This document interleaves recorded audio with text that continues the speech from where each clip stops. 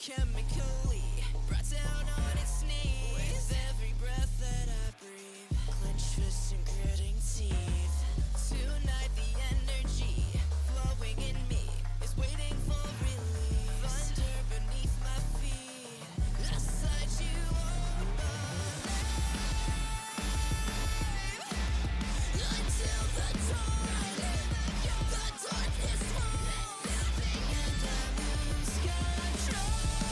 I feel it in my bones, a spark to lead us through the shadows. Can I fight the way before me?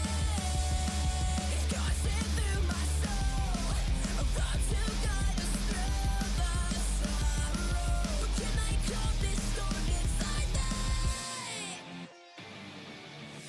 This electricity, a part of me that's under pressure. Charged up, my fuse igniting, a sight you wanna see. I'm outside, pointing to the sky, gonna make the earth shake, cause you can't contain me. Voltage bursts through the black of my eyes, put my finger on the trigger and I'll shock you, baby. Against the odds, until the dawn, the darkness falls, and I lose control. I feel it in my bones, a spark to lead us through the shadows. Can I fight the way before me? It's coursing through my soul, a road to guide us through the sorrow. Can I calm this storm inside me?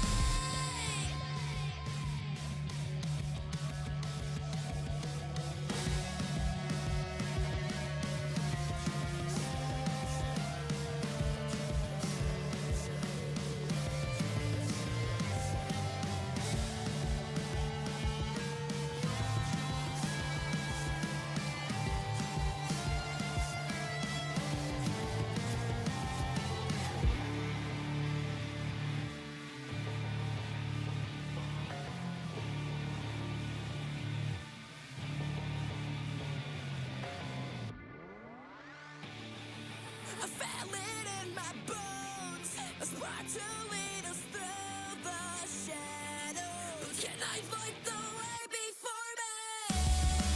It's coursing through my soul, a road to guide us through the sorrow. Can I calm this storm inside me? I feel it in my bones, a spark to lead us through the shadows. Can I fight the way before me? It's coursing through my soul, a road to guide us through the sorrow.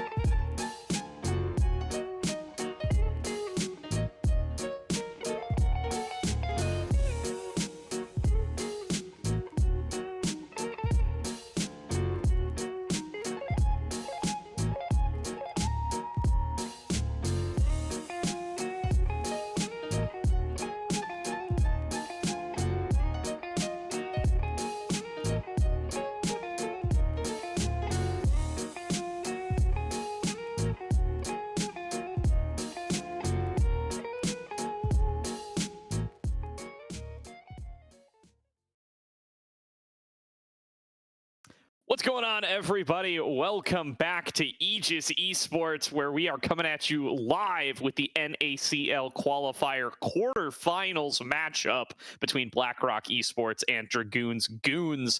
My name's Gordo. I am joined on the cast tonight by TDS. TDS, how are you doing, man? I'm excited. A lack of cam will not stop me from casting these games, especially in a match that I honestly have quite a bit of hope with one potential. Well, one team that has probably the highest potential is OQs, and then another one that has been on the rise and looks really exciting. So I'm honestly all in for this matchup. Absolutely here. So we are going to be starting off with Dragoon's Goons on the blue side, but we're going to kick off the team introductions with BlackRock Esports here, taking a look at the second seed out of Group A. It is Diesel, Inori, Menace, Inori B, and AB down in the bottom lane from top to bottom. This team got knocked down to the lower bracket pretty early on in a 2-1 up against Gravity, but they fought their way back 4-0 through the lower bracket and now find themselves in a quarterfinals matchup. Exactly, and obviously their opponent is not going to be an easy task, but this roster has a lot of potential. They early on they suffered a defeat that was kind of impactful in a way, but for the better, right? Because they made the run, they recovered really effectively, and going all the way from the lower side to the semifinals is a really nice potential from them. To this quarterfinal, sorry, is really nice from them, and they have the talent in the roster to be able to go even further. Yeah, absolutely here. We've been really hyped on some of these players like Inori B for a while. Going to be exciting to see what they can do here in the round of 8. But they've got a tough opponent up against them. It is going to be the Dragoon's Goons coming in with Dragoon, Kizno, Sudsy, Array, and Dapchin from top to bottom. 4 out of 5 players in the NACL back in spring. And Sudsy, who's qualified for the NACL a couple of times over here, just never quite gotten to play. Definitely a stacked team here, TDS. Yeah, against everything that should be right, Sotsi is not on that list of NACL players, but he has the ability to be able to, at the very least, fight against them multiple times and be able to win against them as well. This roster has everything in terms of talent, but obviously there's still some things that you probably want to see from them. Like the expectations are still a little bit there in terms of what this team can accomplish, but they have everything to be able to move forward. And like I was saying, they are a team that looks to be potentially the best team in the OQs. It's just everything coming together for them. Yeah, absolutely here. And putting on a pretty good show so far. They did end up dropping a game to Polestar back in the Swiss stage, which got them 4-1 rather than the 5-0, but still coming on up with a pretty good result at the end of the day, the 4-1, and then having a dominant run through those quarterfinals, or sorry, through that GSL stage rather, so they're able to go on through on the winner's side and find themselves as a seed 1 team coming into the quarterfinals. And now it's moving forward into this game. Obviously, there's going to be a lot of potential picks and bans that are going to be shared between them. I think that there's champions that both of these teams may want to play together with, but one place I want to focus, it's going to be the top lane. Like it's a place where there's going to be not only contest, but where a matchup can be decided just by a coin toss early on in the first 3 levels, just because of how aggressive both of these laners can be sometimes. So I'm really excited to see how both of them are going to play and where the focus is going to be really going for. Yeah, absolutely. And I mean, Dragoon's been playing real non-traditionally throughout this open qualifier. He busted out the Mundo back in the Swiss stage and a little bit of Garen and a little bit of Set. And then ever since then, he's been jamming Garen and Set more than anything else. He's in his 5 games of the GSL stage, 2 games of Garen, 2 games of Set, 1 game of Cassante. So in an environment with full Fearless now where you're kind of pushed into playing a little bit more off-meta stuff, interesting to see that Dragoon is taking a kind of a different path to the top lane meta than a lot of his colleagues around the top lane have. Yeah, but I like the idea of trying to force or to move forward like that, because you still leave open your picks, but also try and take forward some picks that are not necessarily the most contested, right? Like the Sen and the Guardian are not necessarily the biggest contested picks, but even if they get taken away, you still have your pool of champions enabled or available for you to go back to. And Dragoon is someone that can go for the counter pick in most situations, but also is willing to take the blind pick as long as that benefits him in the long run. Yeah, absolutely here. So we do have quite a interesting set of bans coming out from the Goons to kick things off. They take away the Rek'Sai, they take away the Volibear, really looking to target at a Nori in the jungle.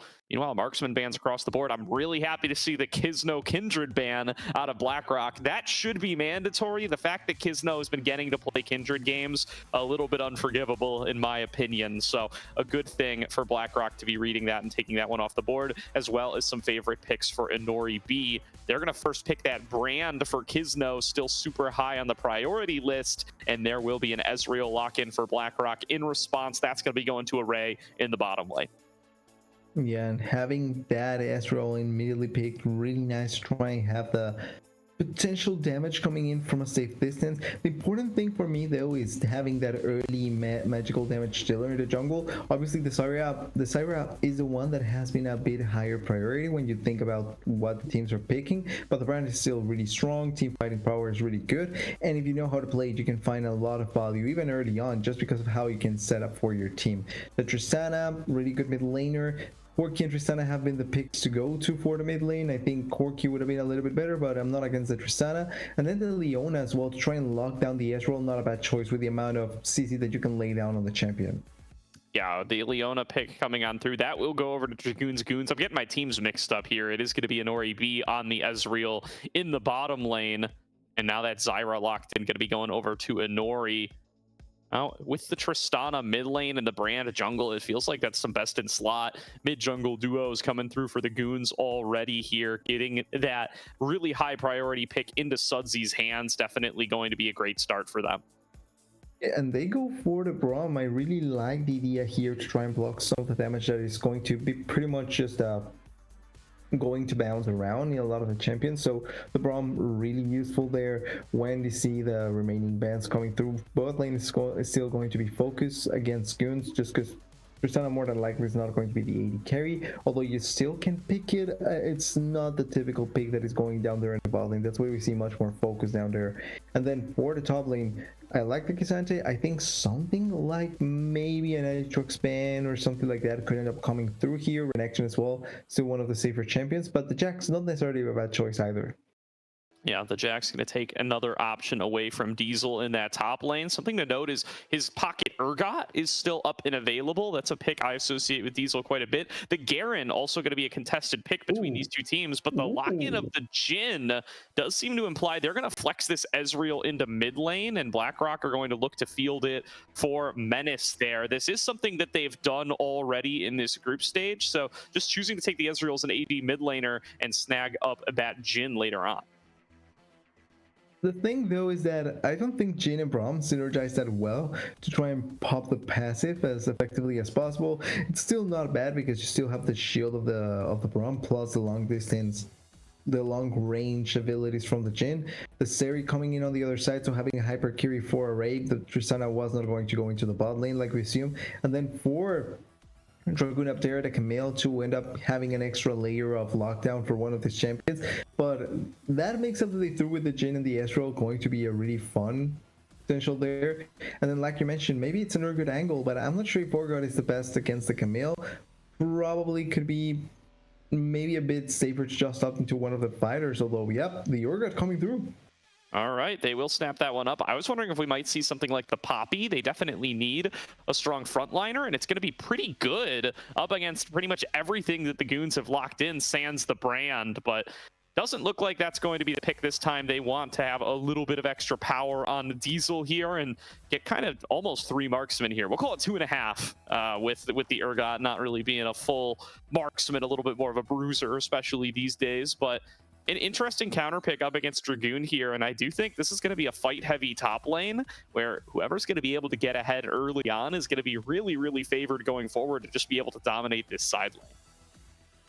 It's going to be a really fun experience to try and see how it goes through, because honestly, I don't think it's one-sided for one side, right? Like, I don't think Urgot straight up just destroys the Camille, and I don't think the Camille wins effectively against the Urgot. I think that whoever makes the mistake, like what we were talking about, the first 3 levels, the first 4 or 5 levels, could be really defining into who is going to be able to win that side lane. And I think Dragoons has also the tools to be able to just run the side lane show with the Camille. So I'm excited to see how it's going to be performed, how it's going to go through with with both of these champions and was going to have the better hand from the other.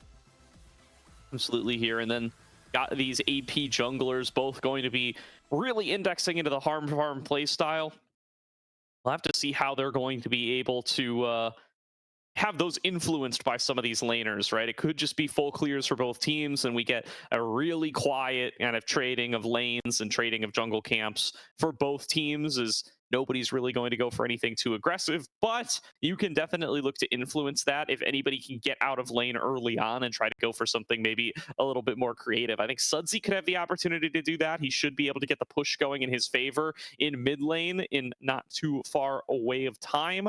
And Nori B and Ubby in the bottom lane with this Jhin Braum could see them trying to push into Array and Daption early on, as long as they're able to avoid those Zenith Blades, and could potentially try to open up a pathway for Nori down in the bottom side to see what he can get cooking on the Zyra. A little bit of a camp lead can go a long way in these kind of mage versus mage jungle matchups.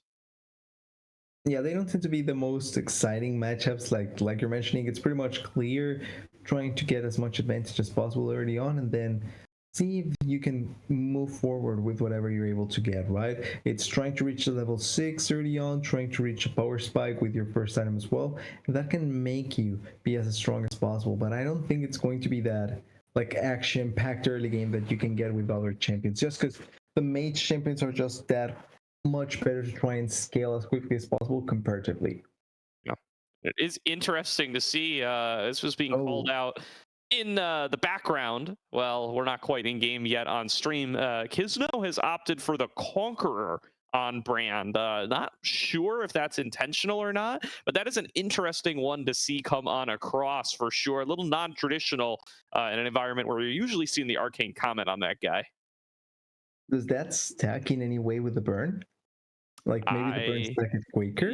I don't think they count as distinct instances. I think you need separate spells. The damage amp will go on the burn, but yeah, I don't think this wouldn't be my choice. Yeah, because maybe maybe another logic could be if the burn from the item stacks the Conqueror.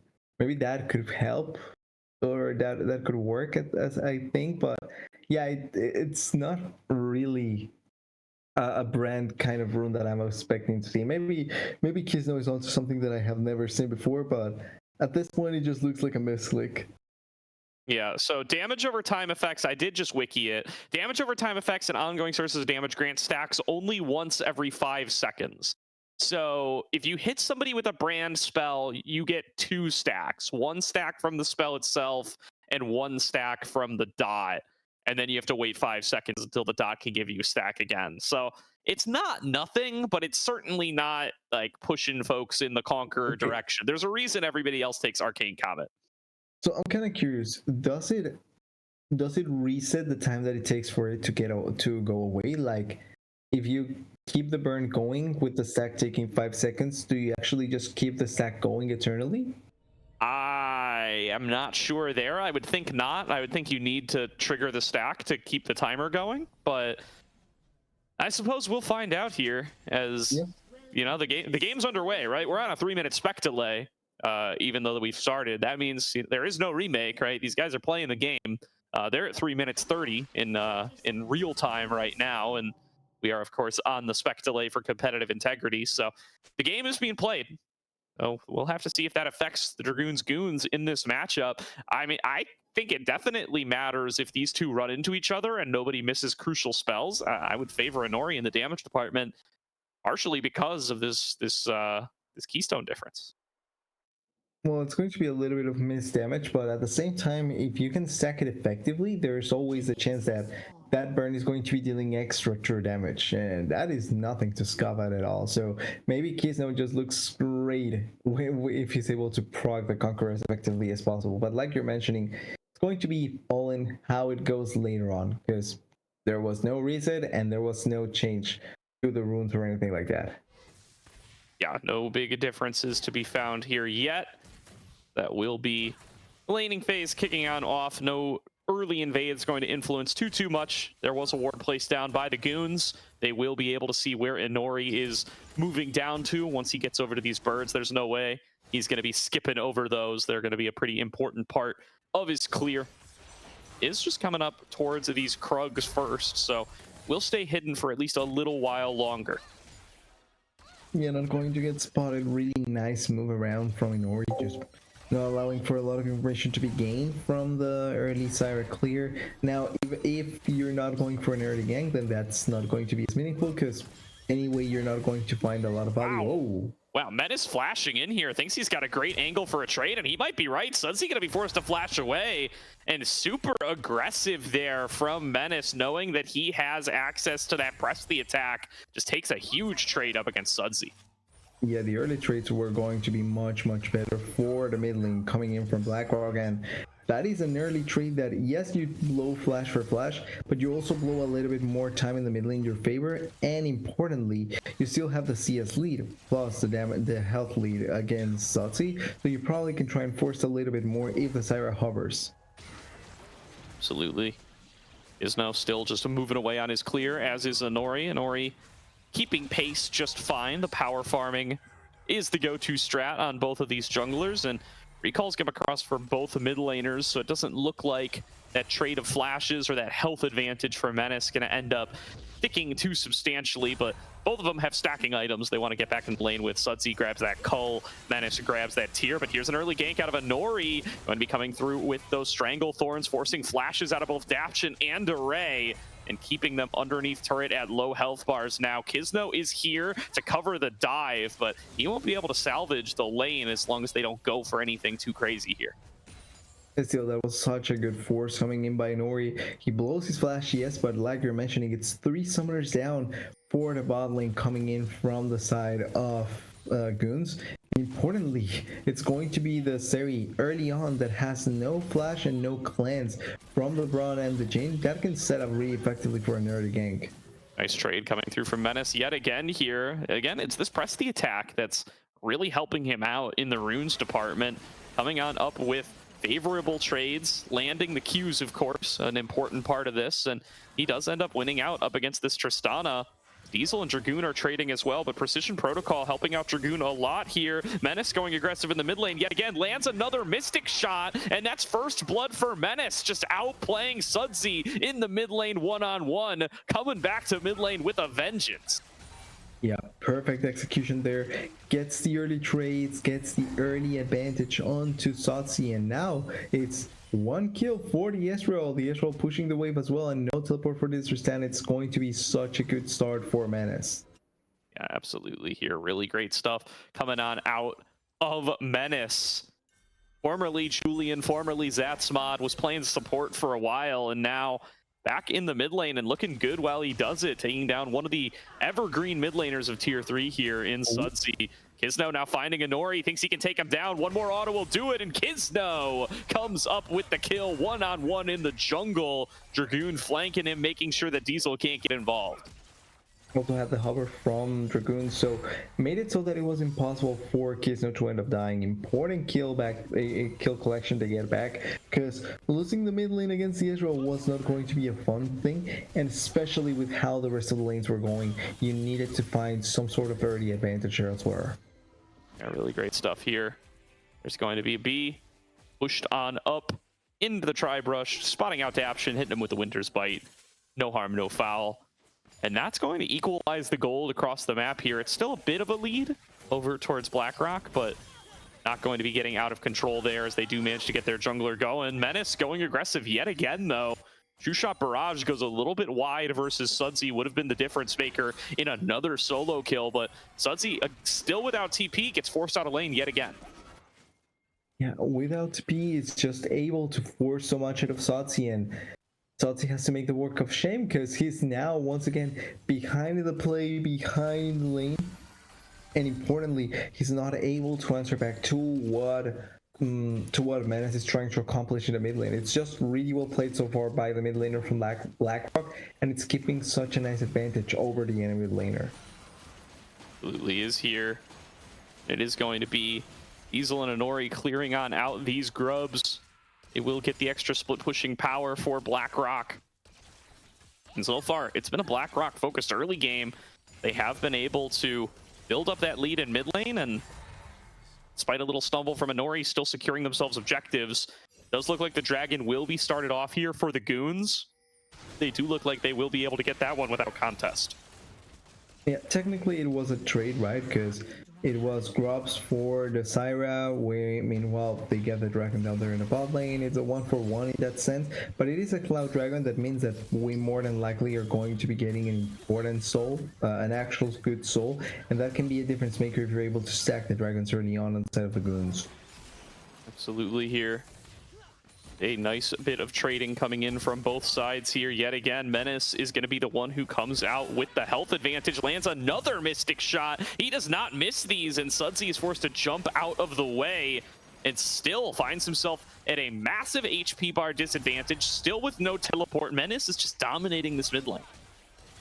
Yeah, the last minute trade ends up working out so well so far for the mid lane, because everything is just working out that much better for them. And Kisno may have to, no flash actually. Ooh, going on in. Menace gonna be able to come up with another kill here, this time spotting out Kisno in the jungle and getting an assist over to Inori while he's at it. Yeah, Kisno has no flash, and that just means that as long as you can follow up there on the play, you can get that kill going. Really nice once again by Menace, and he really is becoming a menace this game. All right, fight starting to break out yet again around mid lane, and yet again it's BlackRock Esports who are coming out on top. 20 CS in the lead now is Menace, plus those 2 kills. He's going to have the first item here pretty soon, but is just coming back with the Sheen. That's still going to be extra combat power, though, that he didn't have before, and that's going to make these trades up against Sudsy hurt all the more. Just keep an eye on this man in the mid lane and what he's been able to accomplish so far. Yeah, so far has been a really good show, and so far it's really pointing out to potentially be the Menace show to try and close out a potential first game, but so far the lead is not that big. It is in favor of BlackRock, but it's not a high lead. It's something that they can still work on and maybe set up for future fights, but as of now they still need to provide more potentially for Menace to become a really strong champion. Definitely here. Diesel finding nice trades on across onto Dragoon. Dragoon has kept this wave shoved on in, but hasn't really found himself too much of an advantage in the one-on-one thus far. It'd come down to help out Kisno with positioning on that kill earlier on, but didn't get any actual gold for it into his name. The assist gold not coming through in that one. That gets chalked up as a solo kill to Kisno. Now a B roaming up towards the mid lane alongside Adaption. They seem to be aware that Daption's here, even though they can't exactly see him. B going to spot him officially now. Nice shift away from the Zenith Blade, and now it might be Daption who's up a little too far. Inori coming in from the jungle, but 80 carry difference will matter here as Array is up in the river while Inori B is catching waves under turret.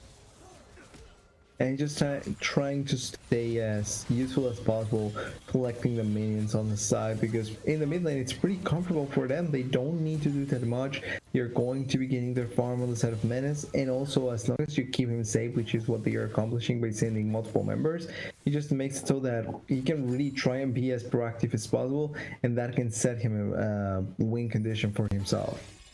Menace going to just walk out of the solar flare there. Daption does not connect a thing, and B is there for the backup. Shots coming on across, but will not stick too heavily. Array comes in, commits the ultimate. Ooh. Really wanted to chase down Inori B there, but I don't think nicked him with it, so he will be able to get out. Now Inori is here in the back line. Array might have to use a flash. He does. Will get out of there, but it's another free summoner spell claimed by Inori.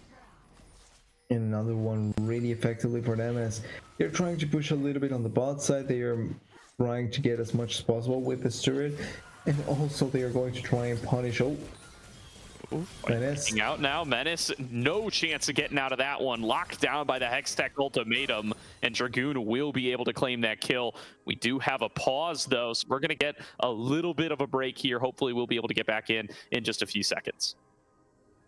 Yeah, hopefully it's not going to be something that it's going to take longer than needed, but for this, it's a really nice play that we just saw, able to lock down the Israel. And this is the thing with the Camille, right? As long as you have the target to not allow it to escape, you press the R button and they are going to be suffering a really bad fate, which is dying in game. Yeah, absolutely. And really good move by Dragoon to get himself unlocked from top lane to go and make that play happen. It is going to give some Diesel some time alone with that top turret where he will be able to get some plates for himself. So the gold isn't all going over in favor of the Goons, but getting that shutdown on a Menace, definitely a big help. And Sudsy will get probably the opportunity to be able to farm away on those mid lane turret plates himself, as we do know that Inori's down on the bottom side. Look at that. Or get right back into the game. Yeah, we're going back in. They are trying to stop the turret from losing more plates because it's not yet falling down. It's still 11 minutes in, so it's not like we're actually going to be losing a turret, but that was a good amount of gold they are able to get at the end of the day, and they're just going to try and push the issue a little bit more as well. TP back into mid lane from both mid laners. Menace still working on that Trinity Force, but not all the way there yet. And this time, Sudsy gets a little bit better of a trade in onto him. Inori is waiting in the wings, and Diesel going to punish Dragoon as soon as he arrives back in top lane. Lands another one of those Qs. Takes Dragoon to about half. These solo lanes have constantly been brawling with each other. Has had some impact on how the fights have played out so far. Dragon number 2 is up, and it looks like BlackRock are going to be the first ones over there.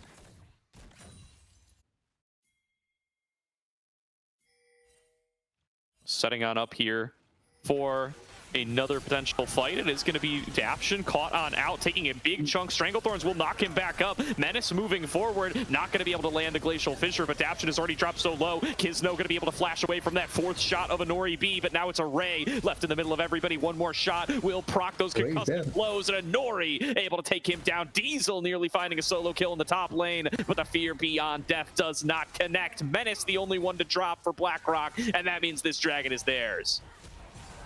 I'm not sure if that was like the right way to try and approach it, because the idea is not necessarily bad, but you leave a Ray on the side and he has to fend for himself. You also see the Leona dying super quickly, so it was kind of a nice idea, not that great execution, because everything just moves around on the side and you really are not sure how it's going to end up following. On the other side, they're already great fight by BlackRock and trying to keep their strong points still as alive as they can. Absolutely here, and now they find themselves a little bit over 1k in the lead. A little bit of alone time with this turret will give Sudsy another injection of gold, but really good to stop that dragon stacking nice and early here. That was where Dragoon's Goons were already a little bit off to the races. Still, not able to get the cash onto Inori B, so he's still going to be pretty even state here, and Array has done a good job of farming up on the bottom side. So as we get later and later, I am going to have my eyes on this Zeri Tristana duo to kind of be the more powerful scaling set of marksmen as we get into the later game. Yeah, probably going to be a much better choice as well, but if you're going to depend on something or someone to try and carry out, probably a Ray on Zeri or something like that. It's one of the better choices you could have gone for. Now, how much time will he get? That's something we don't know, but it's probably going to be a safer net to try and play around with. Absolutely here. Diesel still just holding his own in that top lane. Will have this this call done before too long to be able to get him a little bit of additional gold in the pocket. Is going to be that Rift Herald as the next focus. Dragon's still going to be down for a little while. The Goons, the first ones with priority there, but they're looking over towards the mid lane at the same time. Diesel's the only one still hanging top lane. It is a 1v1 on the bottom side, but Inori still farming jungle camps means that this Rift Herald should be for the Goons. Yeah, they don't have the members to try and rotate. They don't even have like the right idea considering what the rest of the map was looking like at the moment. So probably a much smarter choice, and oh, maybe a potential dive here. Oh, that was his rocket jump. He gets slowed up now. It's going to be forced to flash away as a B throws down the Glacial Fissure, and nice little move there by a B to come in and punish Sudsy for overcommitting resources. That's going to be no flash on the mid laner. Isno, though, throwing down his freshly acquired Rift Herald in the mid lane. They're going to try to race for first turret, but I do think this one's going to be going over to Menace and a B. First turret gold goes over to the red team, will be traded with mid. B getting focused down now, gets hit by the solar flare. This will be a kill given over to whoever they want to give it to. I guess it's Sudsy. Yeah, they took a little bit longer to be able to close it out, but it is Satsi the one that gets it. It's not the biggest of prize pools, but it's something, and you have to take that. Plus this turret, that's looking much better for the England side, trying to, sorry, for the Goon side, trying to be able to control that. Oh, wow. I was about to ask where Dragoon is. He's getting caught in the enemy jungle and picked off by Menace. Meanwhile, Diesel's left all alone in the top lane. He gets a second turret. And now as we start to talk about this tower trade, we have to be factoring in this as well. And BlackRock come out massively on top. They get the first brick and they get multiple turrets. You'll trade that for the mid lane turret every day. Diesel might get the inner here. They're coming up towards him. They might be able to finish him, but it is worth it as long as he finishes. Yeah, they probably get them, and he can even try and trade one here with the ulti. Yeah, Adaption's a little too tanky, not gonna be able to get it there. Oh, and Kisno's caught out on the bottom side. It's all going wrong for the Goons, TDS. Menace picks up another one. It's a trade of kills. The inner turret is worth so much money, and they're gonna be able to pressure onto a second one now. Yeah, it's like they take one step forward and two backwards with what they're accomplishing there, because like you're mentioning, you get the turrets mid lane, great, but then you lose the turrets, the kill plus the turrets top lane, so like your gold is not getting more value compared to what the set of BlackRock is getting. You're getting at best equal value, and even worse, you could be losing out on the value just because you're giving out too much gold in the process. So it's just much more beneficial for BlackRock, and they are doing a really good job at reading what the other side is trying to accomplish and not giving them as much. A hull breaker now completed for Diesel, and proving that he is worthy of the item as he has been split pushing up a storm in that top lane, gets himself a whole chunk of extra gold, and now he is so much stronger than Dragoon in the 1v1. He's up a whole item, and it's the item that makes you strong in the 1 versus 1. Yeah, Dragoon now has to pretty much just take it and just be able to push the waves. Oh, or you can send 4 members for him. That's True. something you could do. Yeah, try and go for that as well. Oh, I thought he was going to walk blindly. Yeah, starting to spot out each other. B being the one taking the majority of the abuse here, but they will start to move forward. They've got Inori in position. They throw down the Strangle Thorns, but Daption is kind of invincible with the Leona Eclipse going, and will be able to just walk on out of there. Now Dragoon thinks he's got an angle onto Diesel. Diesel going to move forward, gets knocked out of his charge forward. That's going to be a kill for Kisno. Finally, no, Dragoon still will not drop. Menace is able to pick up one, looking for Array. Can't get the last auto attack, and Dragoon and Array hang on with slivers of HP while Kisno cleans up a triple kill. Yeah, no idea how Array ends up surviving just by the skin of his teeth there, but a pretty great team fight. They find multiple members stepping up too far forward, but also stepping in the wrong direction. That just means that it's team fight victory, Dragon collection, and getting yourself back into the control of the game, which is the most important part. Really great stuff here coming out from the Goons, and they bring the gold lead back to even and take the Dragon lead for themselves. They're able to clean up some turrets on the backside as well. They get an inner turret in mid lane, and now we're all even Stevens yet again here, TDS. Really great cleanup from Kisno there to be able to put himself back into a dominant position. Actually doing a really good job at trying to keep himself like that in this spot. He has 2 items now, which means that Kisno is going to be hurting quite a lot, and also trying to keep members not be able to run away as fast as possible is going to be so ideal for the rest of the team as well. And so, oh wow, Kisno face checking into Inori there, now gets hit by those grasping roots. Will be able to get over the wall with the blast plant and doesn't end up suffering too much more. I'm very surprised that was a face check.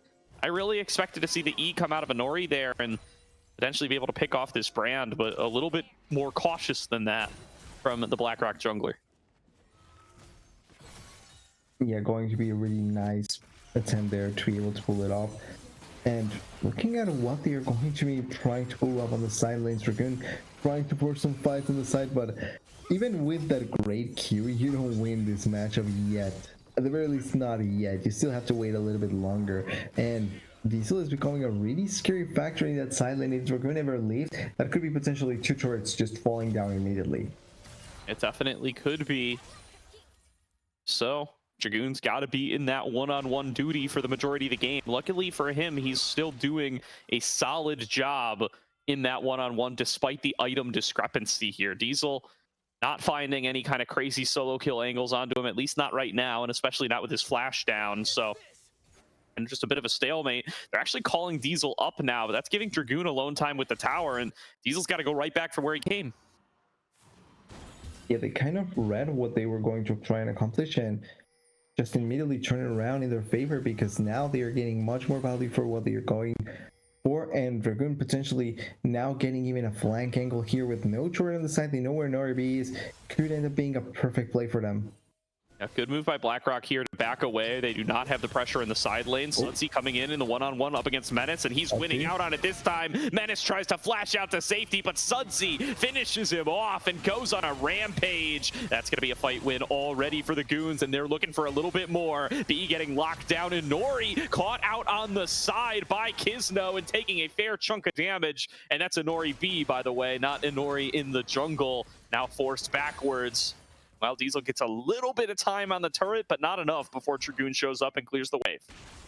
Yeah, not enough yet to be able to force even more, but with that kill, with Menace dying there, with Nori not in the best spot to try and contest this, it's probably going to be Baron buff, although teleport on the back, Nori has to be extra careful here. Sudsy is here, and Dragoon is on his way. Nori's going to get caught out. A B is there for the backup, but he's just here to watch his jungler drop and give over a bunch of gold in his own right. True Shot Barrage is here too late. Diesel finishes off the bot turret, but it is Baron buff to Dragoon's Goons. It's the 2 kills that they are able to get, it's the Baron buff that they are able to get, and yeah, they lost the turret down there on the bot side, but the rewards this time around outweigh the loss, and they can try and force a push into the mid lane, try and collect a little bit more turrets, and that way try and get more gold into their pockets. It is looking to be Dragoon's Goons coming back in a big way in the mid game here, as they find themselves the fights that they need to be able to take big objectives. Caption fishing around on the side, not going to be able to find a target here. Has really been bullying a B, though, constantly finding him with these solar flares and enabling Dragoon's Goons to pick him over and over again. Yeah, they have to try and find some way to, at the very least, find a couple of picks that way that will be really effective, or just go for this sort of damage, I guess, because that spoke is working out really well to the 9 Nori B. But now with the sort of control they are able to get with the 9 vision, with trying to push them into even less space for them to move around and forcing the skirmishes, this can be a perfect opportunity for the Goons to just get even more value in their favor. Look at that damage. Wow. I mean, Kizno just finding a couple spells onto an Nori B. The burn is still going. All right. And Nori B will be able to fall back. He will be able to regen, but that's now no Jhin. And nobody left to stop these pushes from coming on through for the Goons. They take themselves a bot lane inner turret. They bring their gold lead up to above 4K. And they're going to be able to fall back and get themselves on a soul point here, all in one fell swoop. Yeah, they're probably going to try and go in as hard as they can. They are going to get the next dragon. And now we are going to get, at the very least, potential Dragon Soul fight, potential next Baron fight, and whoever wins it can just cement themselves in the prime position to be able to take this game. Importantly as well, it's going to be Infernal Soul, so you know they have to contest this. You certainly do. Not going to have much option otherwise. So, starting to stand off around the Baron. Daption gets snagged by that Deadly Flourish. Will be flashing out to safety. Tangle Thorns comes out across and will be able to get the knock up onto a couple. It's a good bit of damage, but it's only on the Daption. That is some big resources blown away from BlackRock to be able to do it. They use the Glacial Fissure and the Strangle Thorns.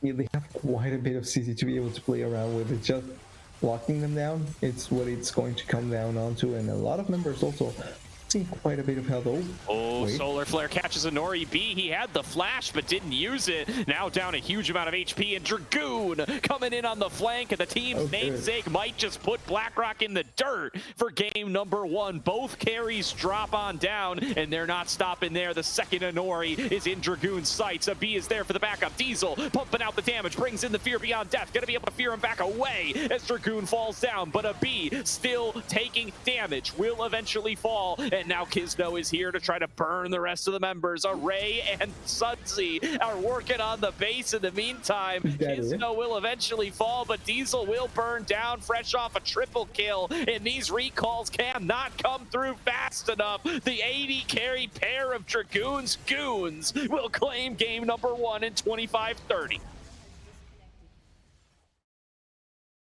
first game pretty well done. They read the situation accordingly really, really well, and they managed it out super well. And important to note because the early game was much, much, much better coming in from the side of BlackRock, but it's the continuation that just enabled them so, so much. And at the end, they are able to run it through really, really well. The Conqueror did stack.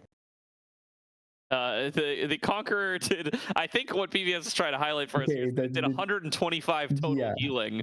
So Okay. I don't think he stacked it very much. I'm gonna be Yeah. honest with you. I don't think it worked out.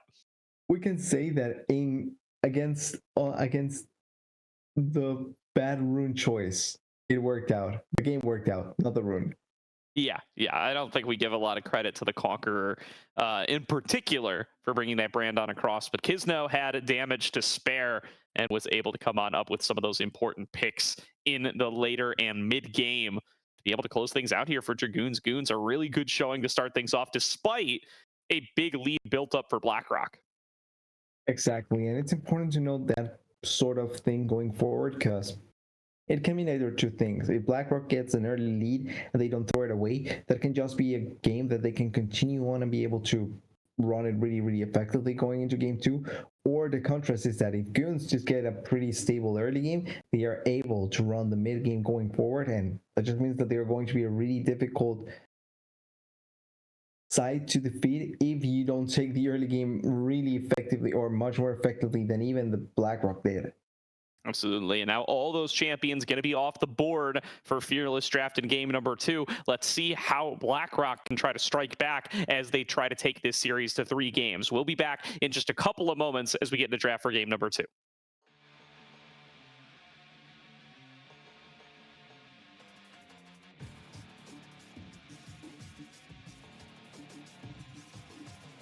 This city never sleeps, chemically brought down on its knees. With every breath that I breathe, clenched fists and gritting teeth. Tonight the energy flowing in me is waiting for release. Thunder beneath my feet, I sight you on my until the dawn. The darkness falls, and I lose control. I feel it in my bones, a spark to lead us through the shadows. Can I fight the way before me? It's coursing through my soul, a road to guide us through the sorrow. Can I calm this storm inside me?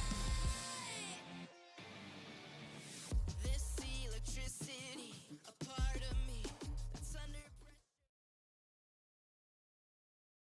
Welcome back, everybody. A real quick break for us there as BlackRock and Dragoons Goons are ready to get right back into the action here. They've already kicked off the draft, and we're going to be bringing it on up on screen here in just a minute or two. So BlackRock select the red side. No changes in side selection here. Let's see how they're going to be able to try to fight their way back with a change in strategy for game number 2.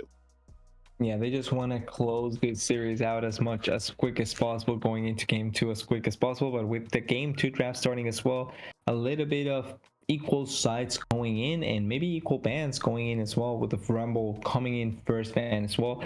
Kisno's Kindred getting the respect it deserves, but I think we may get a little bit of variation depending on what you fear going forward. Maybe opening up the Ash. Yeah, maybe here. We'll find out, as there's going to be that Rek'Sai ban held. I don't expect to see Dragoons Goons change much of anything. They're probably going to continue to try to pinch away Inori's pool. There's that Volibear, though. Actually gets banned away by BlackRock. This was a ban for the Goons last time, so now they get the chance to change something up. Yeah, they can take something else that they feel scared about, or they can bind the Ash themselves, which was one of the bans that the BlackRock did have on their side in the previous game. Oh, okay. Volibear is supposed to be a ban on the other side. What are we missing for BlackRock, then? We are missing Ash. Okay, so Ash stays banned. Volibear is banned on blue side. We'll just put the Ash ban in here for blue side, I hope. There we go. So note, the Volibear ban is for the Goons. The Ash ban is for BlackRock. So that is not a change up from game number 1. And BlackRock looking to keep the bans 100% the same as they take away this Callista. Absolutely no change in the bans from both sides. That just means that it's only going to be newer champs. Corki was left and pick in the previous one. That means that Corki is still open. We have a Seer. There it is. Not surprising at all if it ends up going through. You still have also an 80 carries that were banned away in the previous round.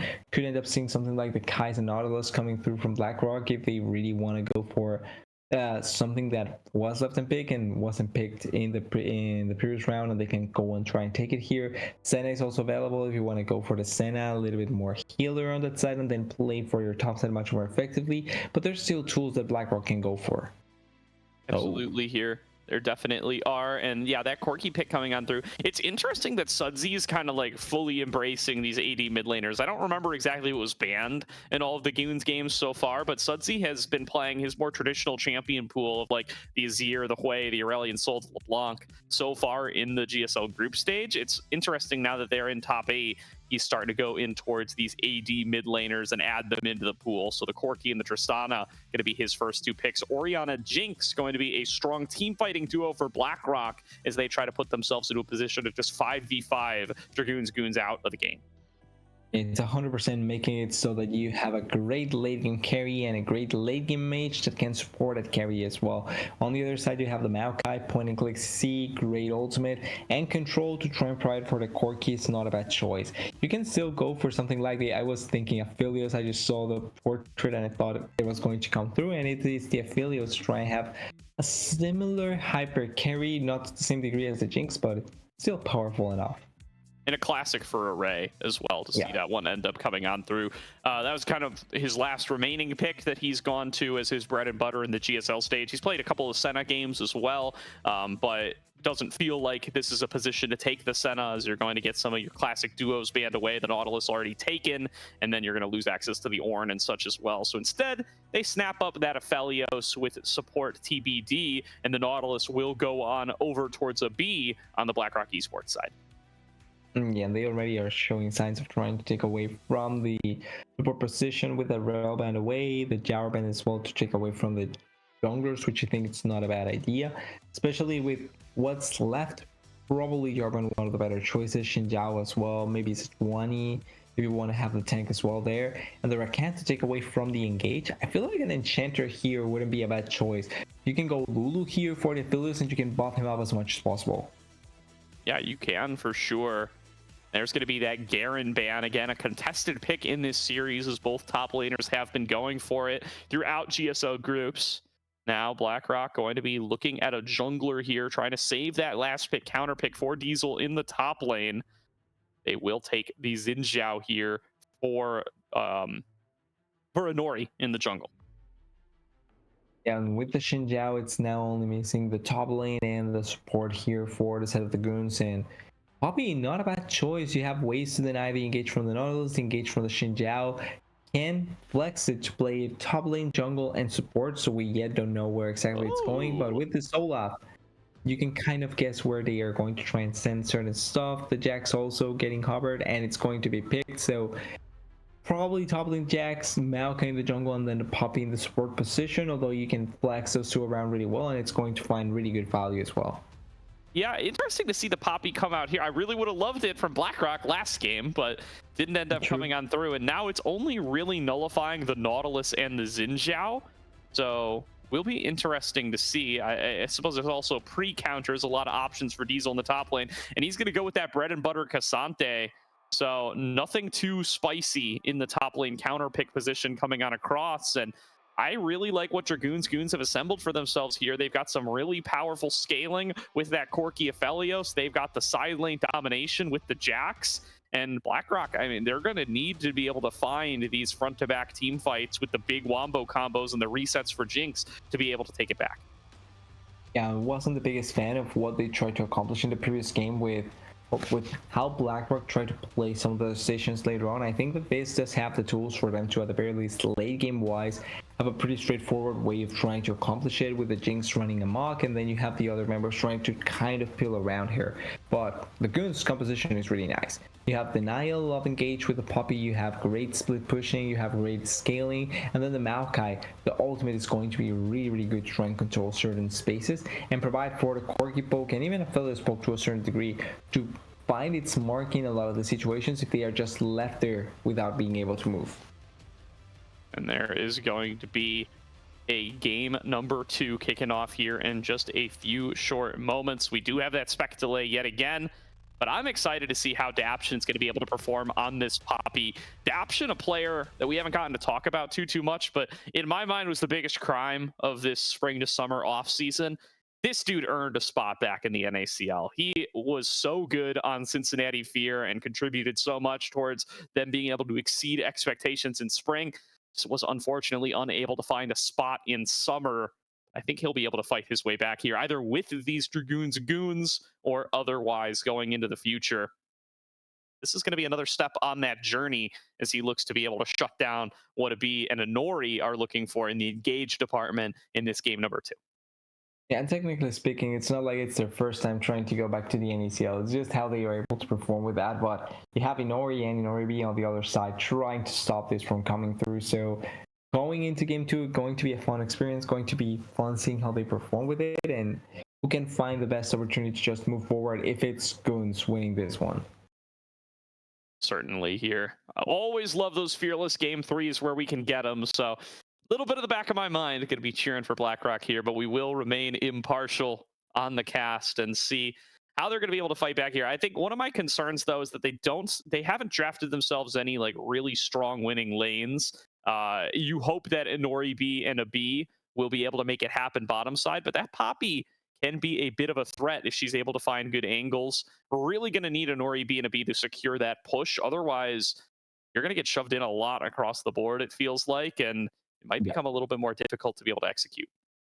And importantly, it's not like Inori is going to be completely active early on, right? Like, it's going to take a little bit before the Jinx becomes an active member of this game. Same for the Oriana to a certain degree. So you cannot expect that much coming from them early on. You have to go for the top lane. You have to make this Cassandra work. You have to have this Xinjiao be able to invade, because that's where the bread and butter of this sort of composition is going to work out very well, because Inori is going to take a little bit of time. It can scale really well early on if you give him kills, but you have to play off of other sides. Yeah, absolutely here. And big eyes on Inori as well coming back on this Xinjiao. Will be really proactive here on the Xinjiao here. He can really have a lot of strong early game fighting power, and if he can try to find some of those big gank angles, could be something that really lets things snowball into BlackRock's favor, and then he could be that big engage force coming into the later game alongside a B. He's got the dive buddies, he's got the Oriana ball to come in here with those big shock waves and try to really punish some of these immobile carries that Sudsy and Array are going to be representing here. Also, I mean, it really feels like a very AD heavy composition coming out of Dragoon's Goons. So I want to see Diesel and Ori and a B itemize a little bit more towards that armor and see how hard it's going to be for Dragoon's Goons to actually be able to take them down as the big tanky front line. It really goes to show how I'm still trying to get accustomed to the idea that Corki is now more AD focused than AP focused. Because you said all AD, I see the Corki. I said no, what they go the Echo, the Ludens, and that's it. They have the Corki AP, but no, he doesn't go that anymore. He's no longer a mage. He actually now deals physical damage. Yeah, Bomb is still magic damage, and you do max that, but that's going to fall off pretty fast. The big thing is the rockets are physical damage now, and that was really what... and the auto attacks, of course. The auto attacks being physical damage definitely hurts. Corki is an AP champion as well. So it's really going to be Dragoon with the Empower and with the passive procs, as well as Kisno if he does end up going for that Leandry's build, repping the magic damage, but... You know, Diesel's going to be full tank, right? I don't think that's going to be enough in and of itself, but we'll see. I mean, if BlackRock gets set behind early, none of that ends up mattering. They can just snowball away with the game, especially if Diesel ends up falling behind Dragoon here. Dragoon on such a powerful one-on-one split pusher, he could really just run away with this one if he gets a favorable lane position. But I do think Diesel did a good job in game number 1 of holding his own as that Urgot into the Camille matchup.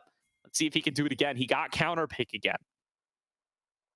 He got the last he got the last saying to what he wanted to play against Dragoon, and this is where he has to show up with his pick. He has to be able to deliver against the Jackson, not allow for Dragoon to be able to play the game as effectively as possible. I will say though, in the previous game, Dragoon finds so many good angles to try and come from the engage and able to lock down the targets like the NSRL, like I'm blanking on the previous game mid laner, but trying to be able to lock them down. Oh wait, no, Ezreal and Jhin. Is that the Ezreal was in the mid lane? That's why I blanked with the mid lane champion. But able to get flanks really effectively onto the Ezreal and the Jhin, it really showed the strength from Dragoon, and I think he can find something similar this game with the Jax. Yeah, Sudsy, again, looking for these early trades. This time, he is the stronger early trader, as long as he doesn't end up tanking too many Clockwork wind-up hits from Menace. Will be coming out on top with that fleet work to be able to get the health back as well. Now, simple clears, front to back, top to bottom, coming through from both junglers here. Again, Inori will be spotted out by that Raptors ward, placed down in advance by Dragoon's Goons. A B lands the hook on adaption, though. They're going to be able to chain that into the Chompers, and that's first blood in the 2 versus 2. Going over to the B brothers. BlackRock Esports get on the board first again. Well, that's a way to start off early on in that bot lane. Early first blood for Inori B. It's huge. We were talking about how the Jinx is not typically the champion that starts off the game really effectively, but you find there the first blood really well, and that means that now you have a place to try and find multiple opportunities and maybe snowball the Jinx out of control. And we said they needed to come up ahead in the 2v2 bot lane, and oh boy, do they deliver. Inori B and a B, a great start off there. And that high priority Nautilus comes on through and finds the pick. Starting off that Jinx, never a bad idea to be able to get rolling early on.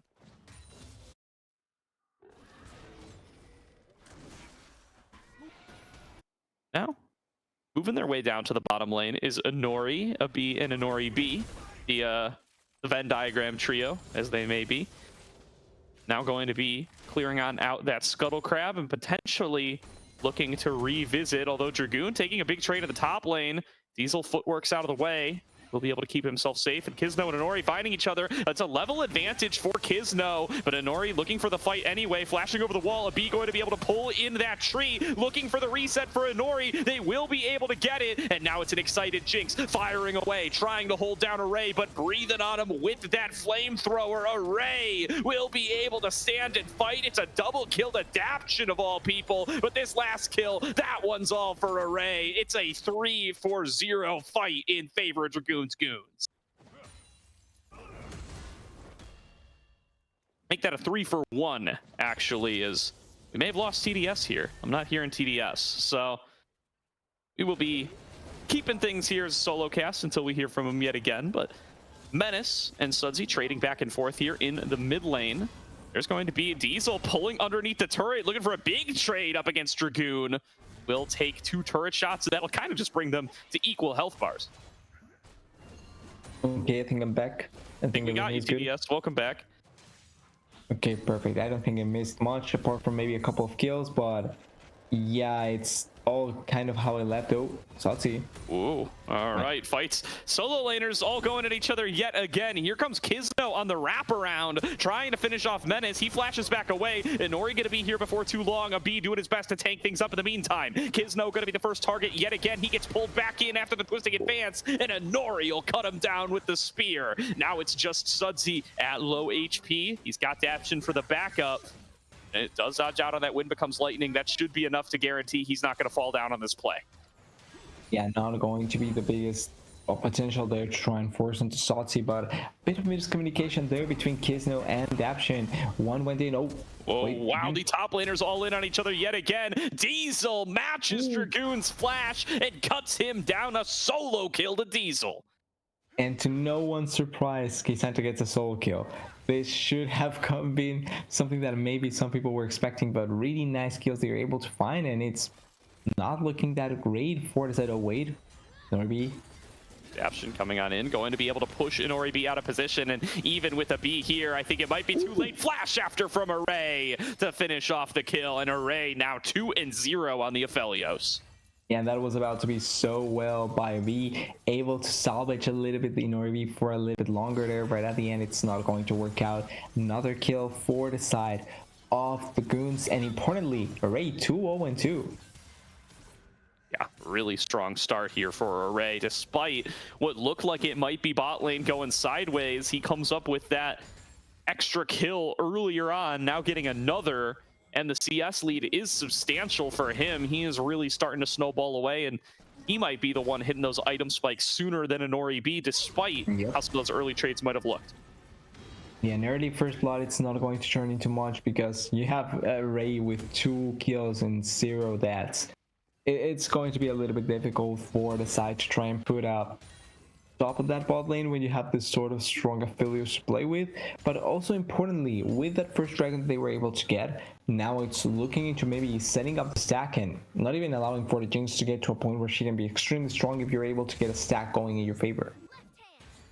Absolutely here, Adaption spots out Inori on the rotation yet again. This is a 3 versus 2 though. Great interrupt onto the W from Inori. Forces Sudsy to flash back over the wall, but that flash will be enough to get him out to safety. Yeah, forced to flash away. A really nice cancel, and Nori doesn't have his flash just yet. Taking into account that there's Salty with no flash, there's Array with no flash, there's Nori taking a ton of damage. Yeah, Nori takes a rough trade there, doesn't get the chompers in the right position, and red and white guns for Array take him down. Now the Spider-Man from a B interrupted by Daption, and Daption is just all over this bottom side of the map in the early game. Yeah, his control has been really, really great, trying to force the plays in their favor. And like we're talking about in draft, if you try to escape or try and force something, you have that W that will pester the life of you out of you. You're going to be so mad to have to go against it. Absolutely here, Array starting to hammer away at this turret now, using the chakrams to get himself a couple of plates. I think that was solo plate gold as well. So all in all, he's about 1,000 gold ahead of Nori. Yeah, the amount of plate gold plus just simply gold that they got was so high with the previous plays, and there is the shockwave going wide. Nori.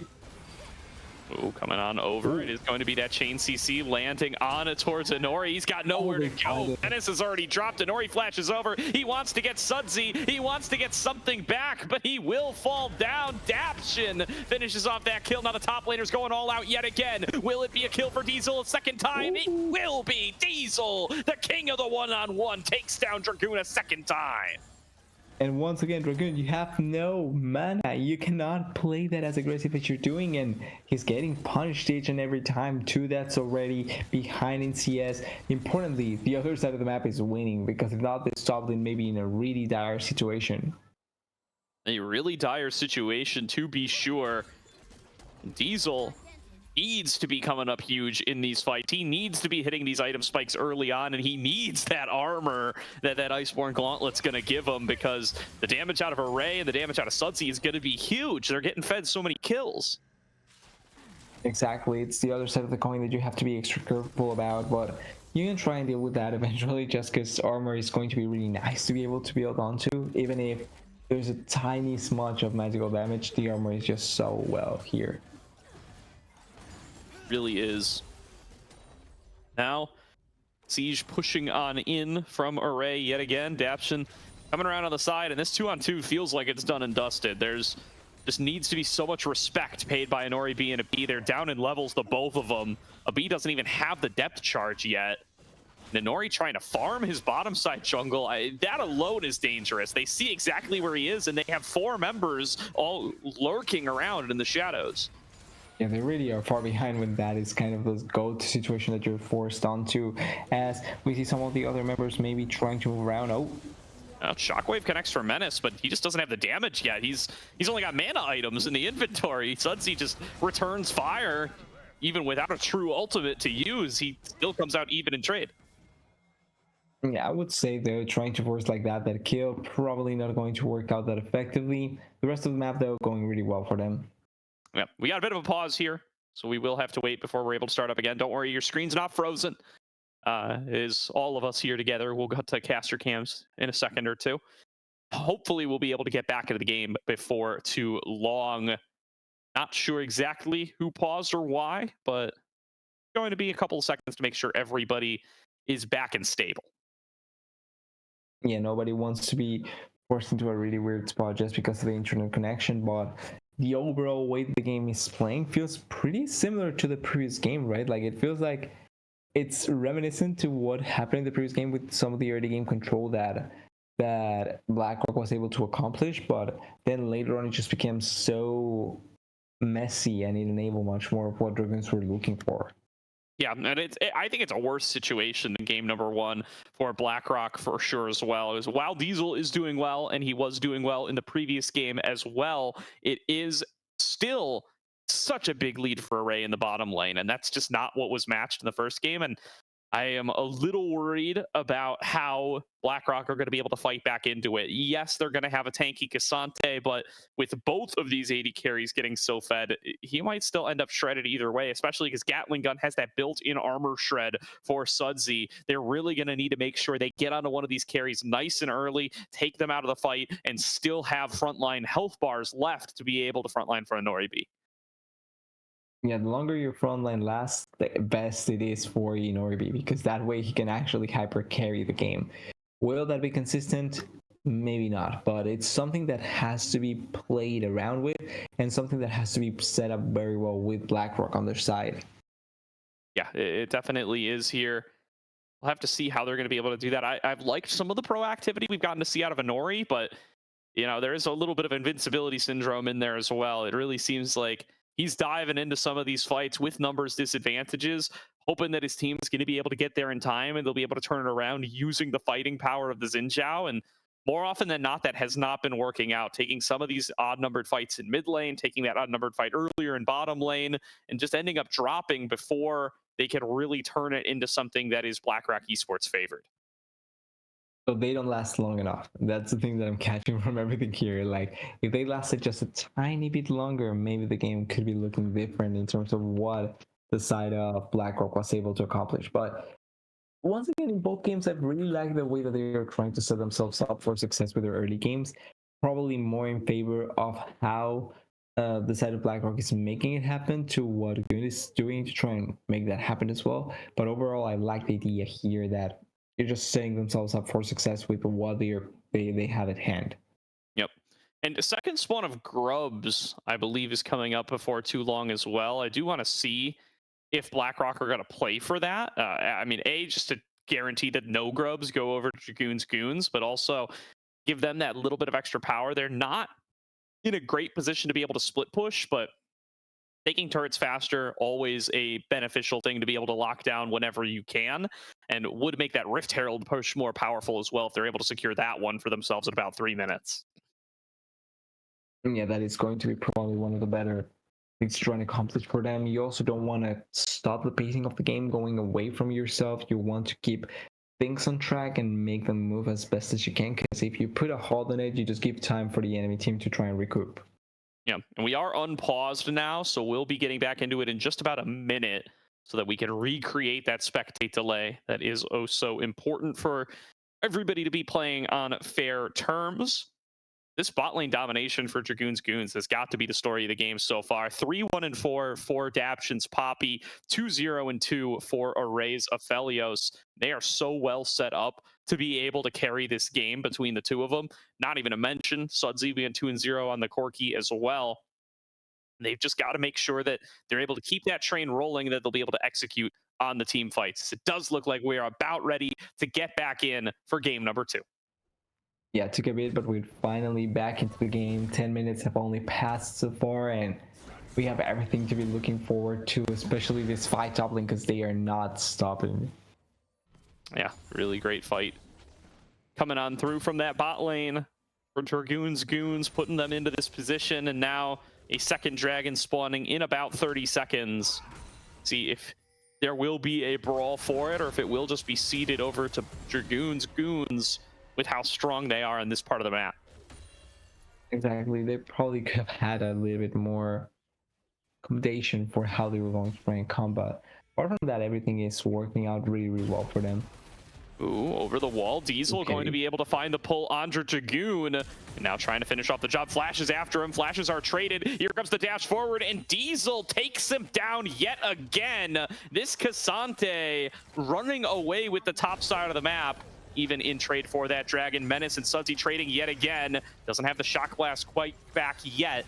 It will be still very close health bars in that department as the Dragon is started by Kizno and surely will be finished by him as well. Nice wall bang though, found by this Poppy, goes in for the knockup and pulled back underneath the tower, burning down to the ignite. A B does take him out with the summoner spell. Super Mega Death Rocket not even necessary, as now there will be a collapse in towards the Dragon. Kizno caught on out trying to solo it. Menace is here as well, slowing him up. He will be forced to flash away, and everything comes up BlackRock. They get themselves the Dragon and plenty of gold back. It ends up being then everything just working out that much better for BlackRock. The way that they set up everything and also how they waited. They played the waiting game really, really well, and it just sets them up for success in this situation. Hopefully, they don't need to go that far away, because right now we're not extremely sure how it's going to work out, but these are the sort of starts that we need to see from them. Absolutely here, pushing on up in the bot lane yet again, not missing a step. Our Dragoon's Goons, they may have lost out on the fight, but they're still stronger on this portion of the map, and they do still want to get more turret plates fed into Array's pockets. All right, working on those grubs right now, as that is a TP being channeled in the bottom lane. Diesel looking to get fight started. He'll get stunned up immediately by that Nature's Grasp, as now Inori getting spotted out by Dragoon, gonna be forced to flash over the wall, does not win that fight. And just like that, it's the opposite scenario. It's BlackRock committing resources down bottom for nothing, and Dragoon's Goons being able to come up here and actually pick up a couple of grubs. Yeah, but to a certain degree, that's sort of also what happened in the previous game. They had the advantage, they had the play, they had the flash even blown from Inori B, but it's like that bridge to having the plan and making it work out, it's something they are still lacking. Definitely here. And that's Inori B's flash down another time. Still bot lane going heavily in the favor of Dragoon's Goons. It's still going to be the focus for them as Inori B just trying to farm up, just trying to get onto these item spikes. Infinity Edge is done for Array. He's going to be the first one to be bringing that extra combat power. Let's see if Inori B has got an item done on his side. Not quite yet, just the Rectrix. Nope, there he goes. He gets the Kraken Slayer. And they're able to just make that work out. So as long as it doesn't completely collapse on their face, everything should be fine from here on out. Another glass of milk or whatever is in there, and another potential just guy on the internet saying, oh no, Ballon d'Or is wrecked with Beanie and I don't know what. Now, moving on up around is Daption, still just staying deep behind enemy lines, securing vision wherever possible, knowing that he's plenty tanky and plenty mobile on this Poppy. Mid laners rotating down to bottom lane, and that Rift Herald going to become the focus now, presumably the next couple of minutes. Both teams want to be able to secure that, want to be able to use the power it brings to break open this mid lane and give some more control around the map. They're both committing pretty similar numbers over to this area. B gets spotted. Will this be an engage from Kizno? He's willing to take the advance, commits the ultimate as well. Wants to take the fight, but Inori is here first. Depth charge going to zone off Array, and it's BlackRock who get the kill. Dragoon is here, but it's a little bit too late. And this is going to be a 5-on-4 as Diesel is on his way in. Hook back in onto Dragoon. He's a little bit cut off as Diesel is approaching from the flank. He'll be able to leap strike back to Daption to get himself out to safety. But BlackRock still with the numbers advantage on the map. They're going to set up a push into mid lane. Yeah, they are sitting up there. I was a little bit scared because I saw Array was just behind Kizno there. I thought they were going to be able to collapse on both Array and Kizno. That would have been terrible news for the side of Goons there. Only Kizno dying, it's probably fine here. There's no objectives they are going to lose, and the ultimate is going to be back up on time. So not the worst scenario there for Goon, but it goes to show that they cannot just blindly dive in. Like Inori was able to reposition quickly enough thanks to Menace throwing the ball there and able to run away with them. Oh, Menace. Nice flash from Menace does get him away from the Justice charge. It will be able to stay alive, will avoid going on down, but it is a summoner away from an immobile mage, so definitely a big win there for the Goons. Yeah, it's another summoner down, and like we were mentioning, in the previous fight though, there was no objective up, but now it's going to be objective coming up really soon, and no flash for Menace could be the potential play that they were looking for to try and maybe lock down someone and be able to kill them. Yeah, very possibly here. So now Standoff in mid yet again. The Rift Herald has been started off by Inori, and it's looking like he'll be able to finish it off. Nobody's coming over to contest him here. Diesel representing a wall into the river that Kisno can't get past. It will be this Rift Herald going on over. Let's see if they're going to try to use it in mid right away. Well, they do have all 5 members committed here. Yeah, could be a perfect place to try and force it, and they also have the 2 turrets potentially to take down, so it could be a pretty nice play to try and make them have to make the decision. It's only the 3rd dragon as well, so it's not like it's going to be the worst decision to try and contest this Herald here in the mid lane, and it could just open up for a lot more. So yep, Rift Herald charging on over. They do secure themselves that mid outer, and yeah, now looking to get themselves on a dragon number 2.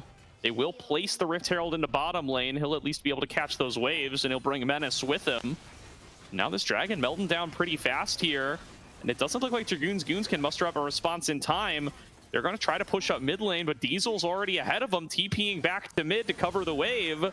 It's Dragon secured. BlackRock Esports doing a solid job in this mid game. yeah, it's dragon, it's turret as well, and oh, I thought they were going to commit more, but there's no array there, so they probably aren't going to kill in any way Diesel there. And they also have Inori here hovering on the bot side, so it's going to be another turret as well. The moves that BlackRock did here were so well done. Really nice, really nicely prepped between themselves, because they get the turret, they get another turret, they get the dragon, and they don't lose anything in comparison. Like, the only thing you can arguably say they lost is a teleport from Diesel, and it's not going to be a big difference maker at this point.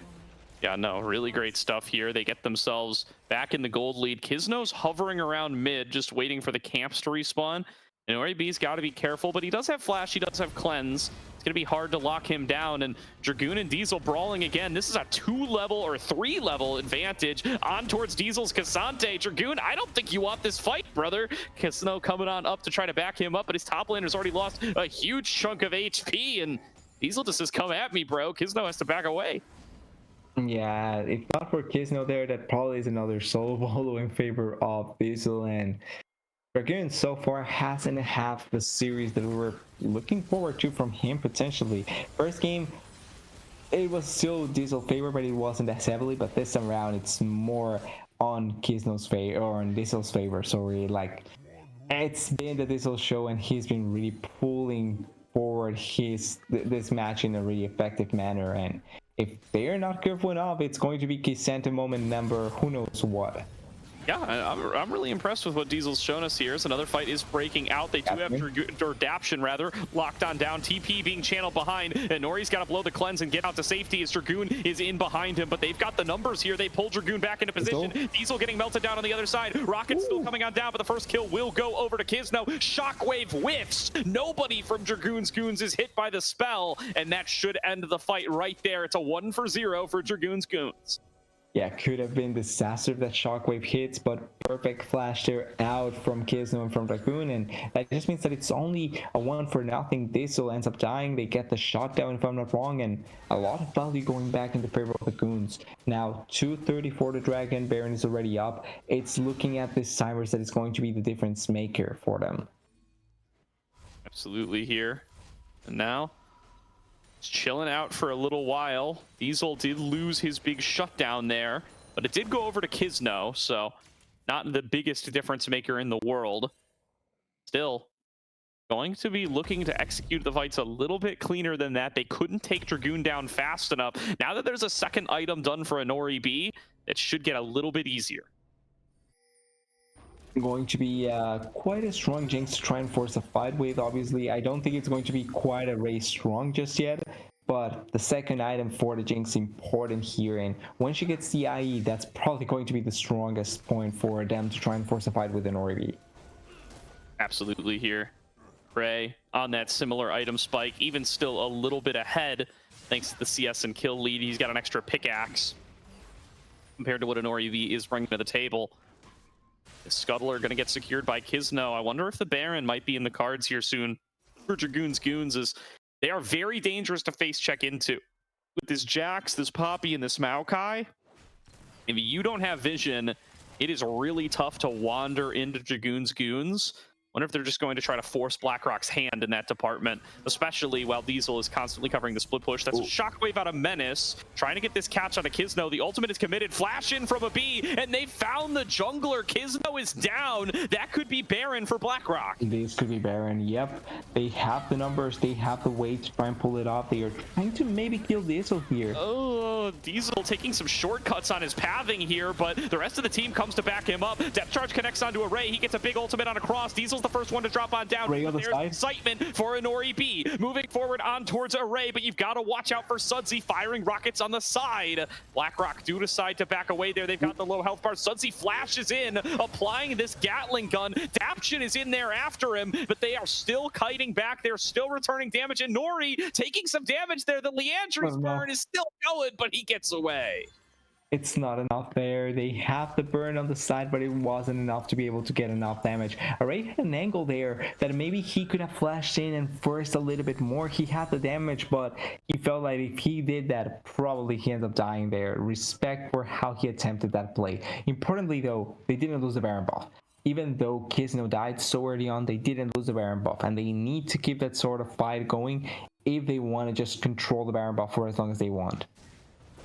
Definitely do.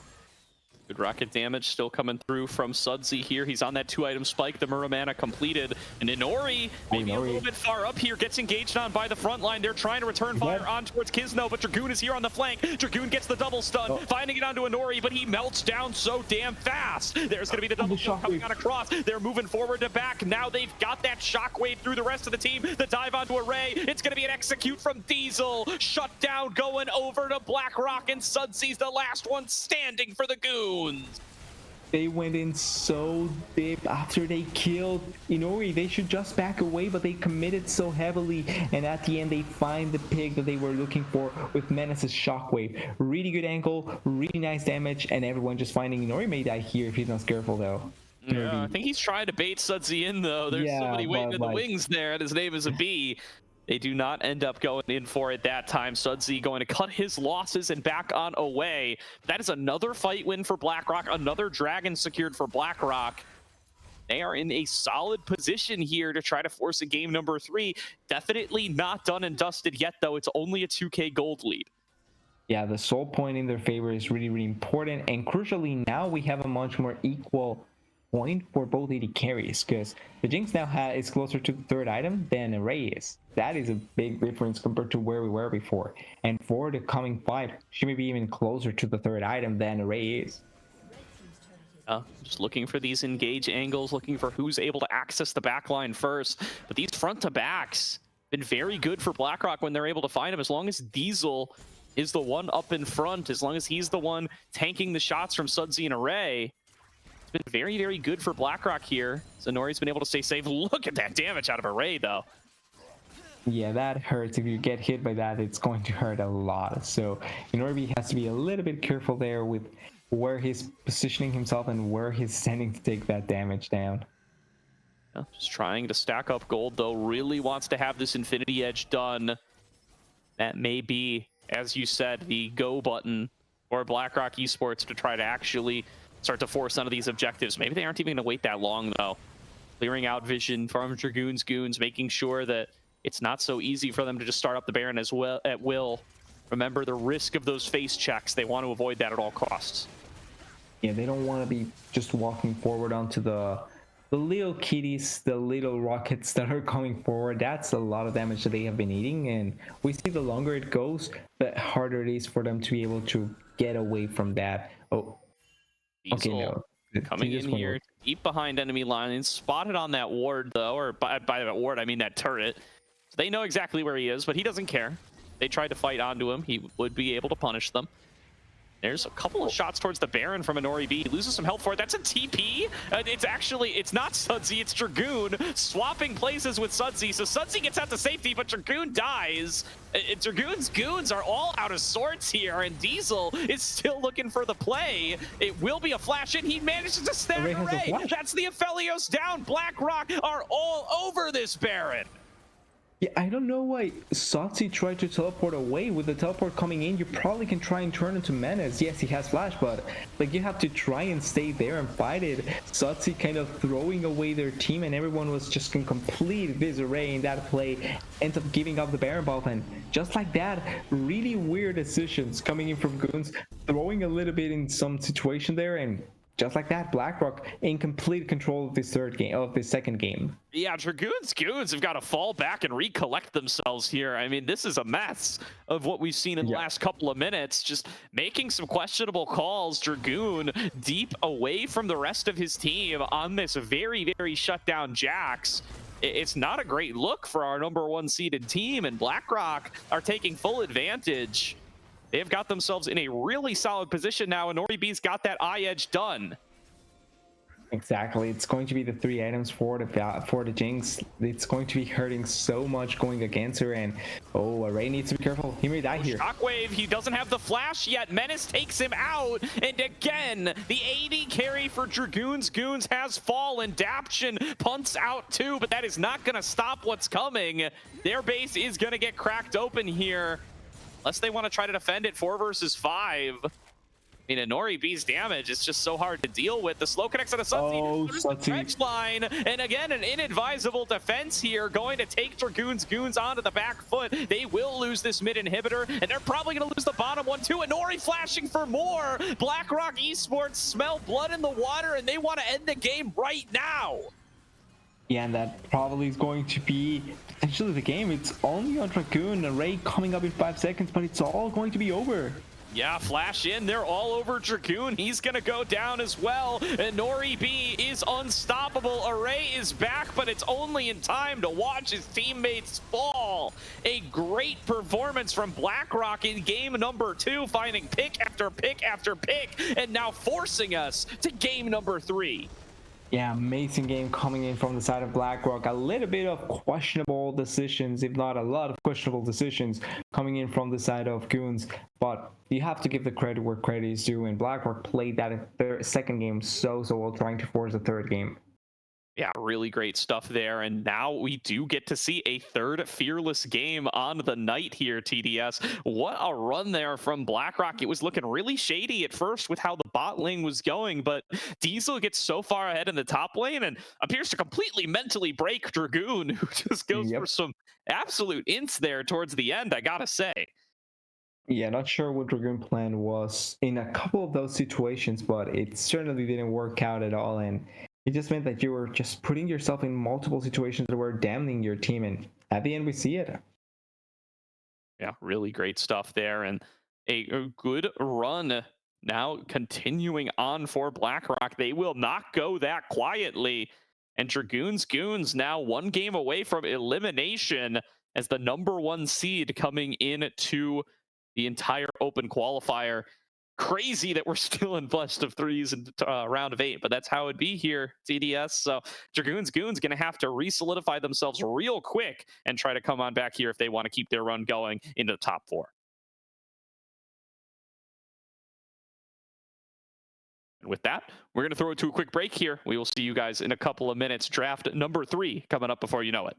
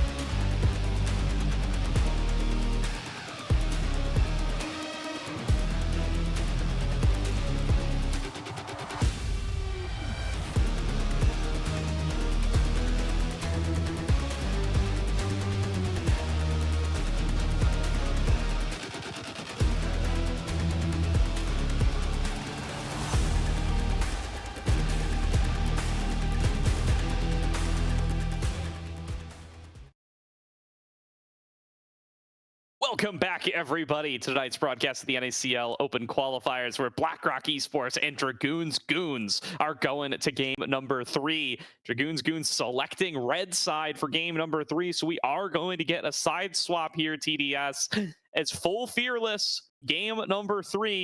Plenty of champions off the board, especially in the mid lane department, as far as the classic mid lane AD meta right now.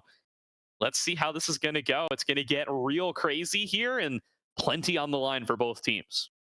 Yeah, and once again, the easiest way to change things is to change sides, because that's the best way to try and find a little bit more value for your team, trying to get the counter pick for top lane, and particularly for Dragoon, right? This hasn't been the series from Dragoon. It's not the Dragoon we have been expecting to see, the NACL All-Star top laner. It hasn't been his series so far, so certainly trying to give him counter pick maybe can help him enable himself a little bit more to where we expect to see Dragoon. Absolutely here. So I mean, yeah, I really got to see a lot more out of Dragoon here. I think it's been Diesel getting the better of him all series long. And now, with a lot of picks taken off the board, especially some of Diesel's favorites in the Urgot and the Cassante, I've got to start to see a little bit more out of Dragoon here as the options become more limited. He's always been the flexible guy, the one willing to bring out unique champions. I want to see some of that, and I want to see some cleaner play out of him. Yep, I think that's probably going to be the number one thing we're looking forward here, and I think probably his team is also looking forward to that, because that can be the difference maker moving forward into the series, the last potential game, and you need to have Dragoon deliver in the moment. For sure here. Let's see what we're going to have in our third and final draft of the night. Immediately the Kindred band coming on across. I do not expect to see that one change one bit. Yeah, I don't think it's going to be something that it's going to change. Even if we move forward to BO5s or anything like that, I don't think it's going to be changing that much. And we have to wait and see what else is going to go forward in the in the band spot.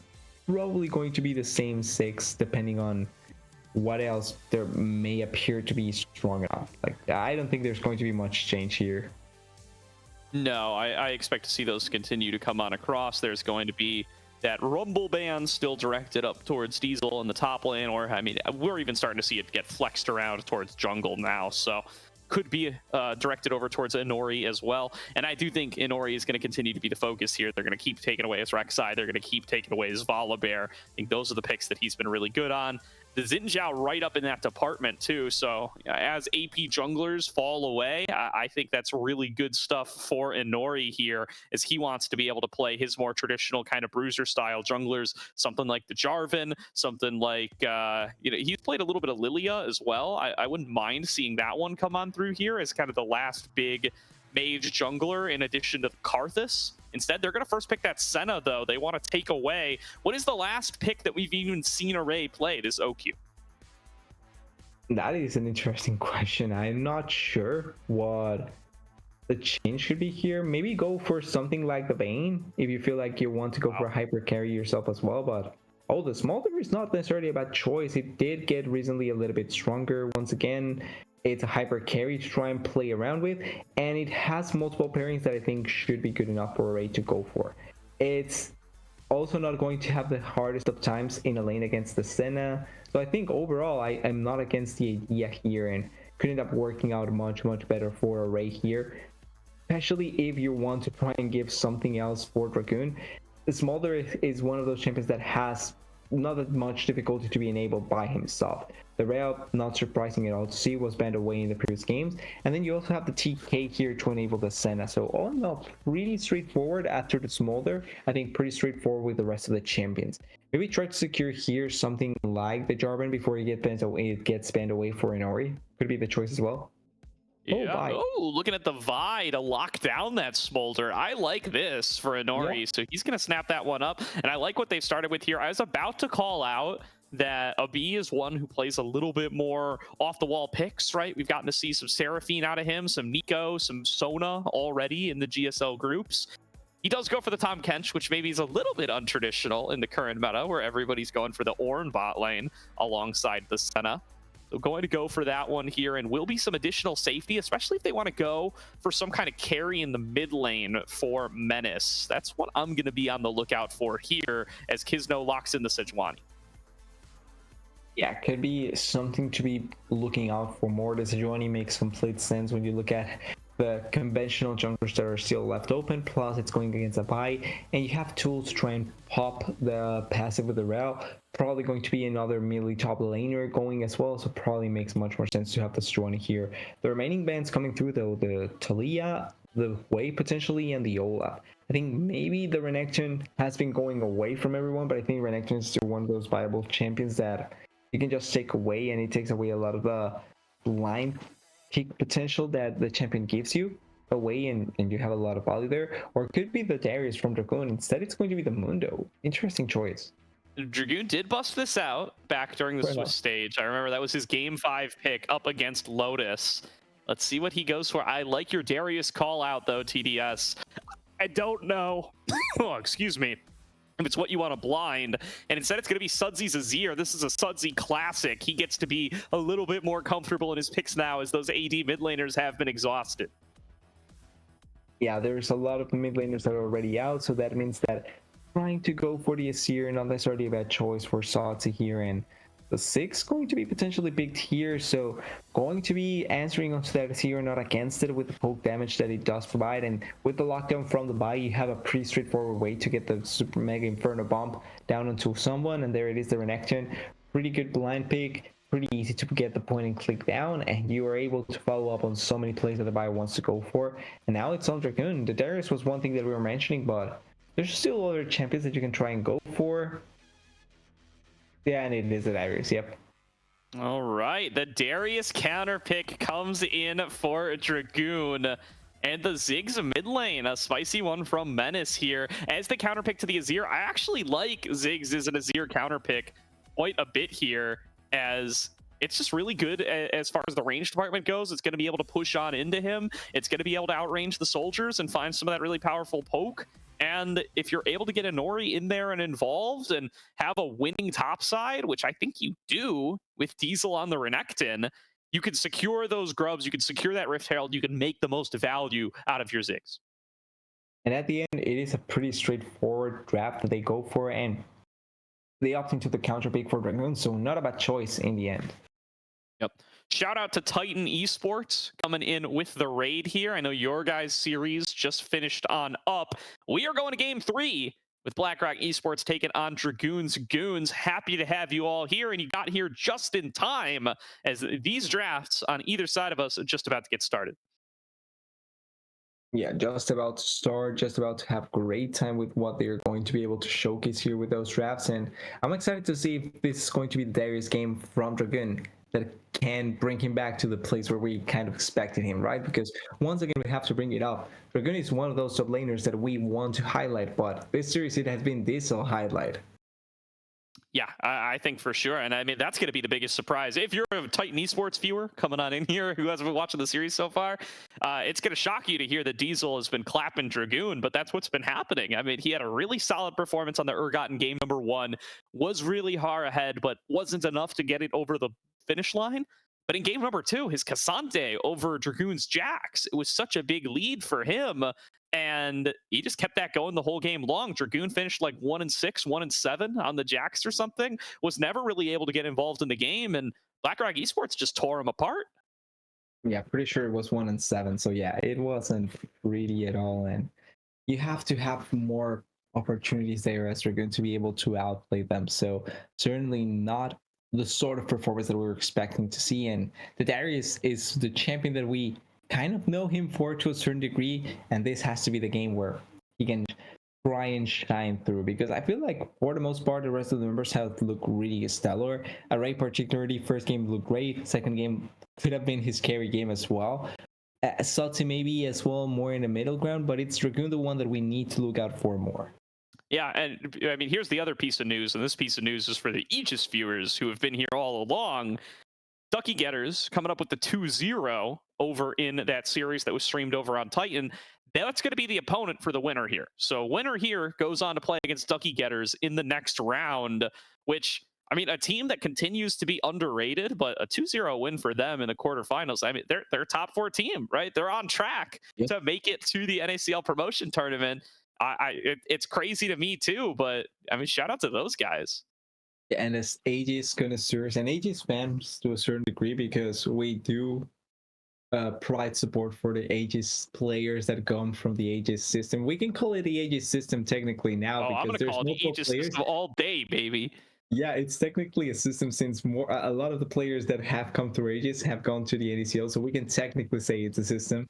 We've had players come from Aegis directly into LCS affiliates, all right? I'm stamping my name on that. Isles and Meech, the last league they played in before they went to LCS was the Aegis Champions League, keeping that tradition of the pipeline from ACL to LCS affiliate alive. Cryo, just this past We also have Kraken, yep. Yeah, coming off of a finals run in ACL, gets picked right up for FlyQuest Challengers.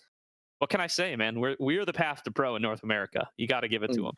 Yeah, it's the next big thing. We have the next big things. Absolutely. Here is going to be. I'm checking out other streams in the background. It does look like Pulse just finished a 2-0 in their series. So more and more quarterfinals being decided, but the closest one up and coming right now. I think this is the last quarterfinal match being played, as Lotus has also taken a 2-0. The only quarterfinal match going to game 3 right here, right now. BlackRock Esports taking on Dragoon's Goons for a third and final time. Yeah, what can we say? We know which series to pick. We know which ones are the good ones. And it's going to be... I hope we have a great game 3. Game 2 was really good. And I think game 3 is going to deliver as well with a 5-man into the top lane.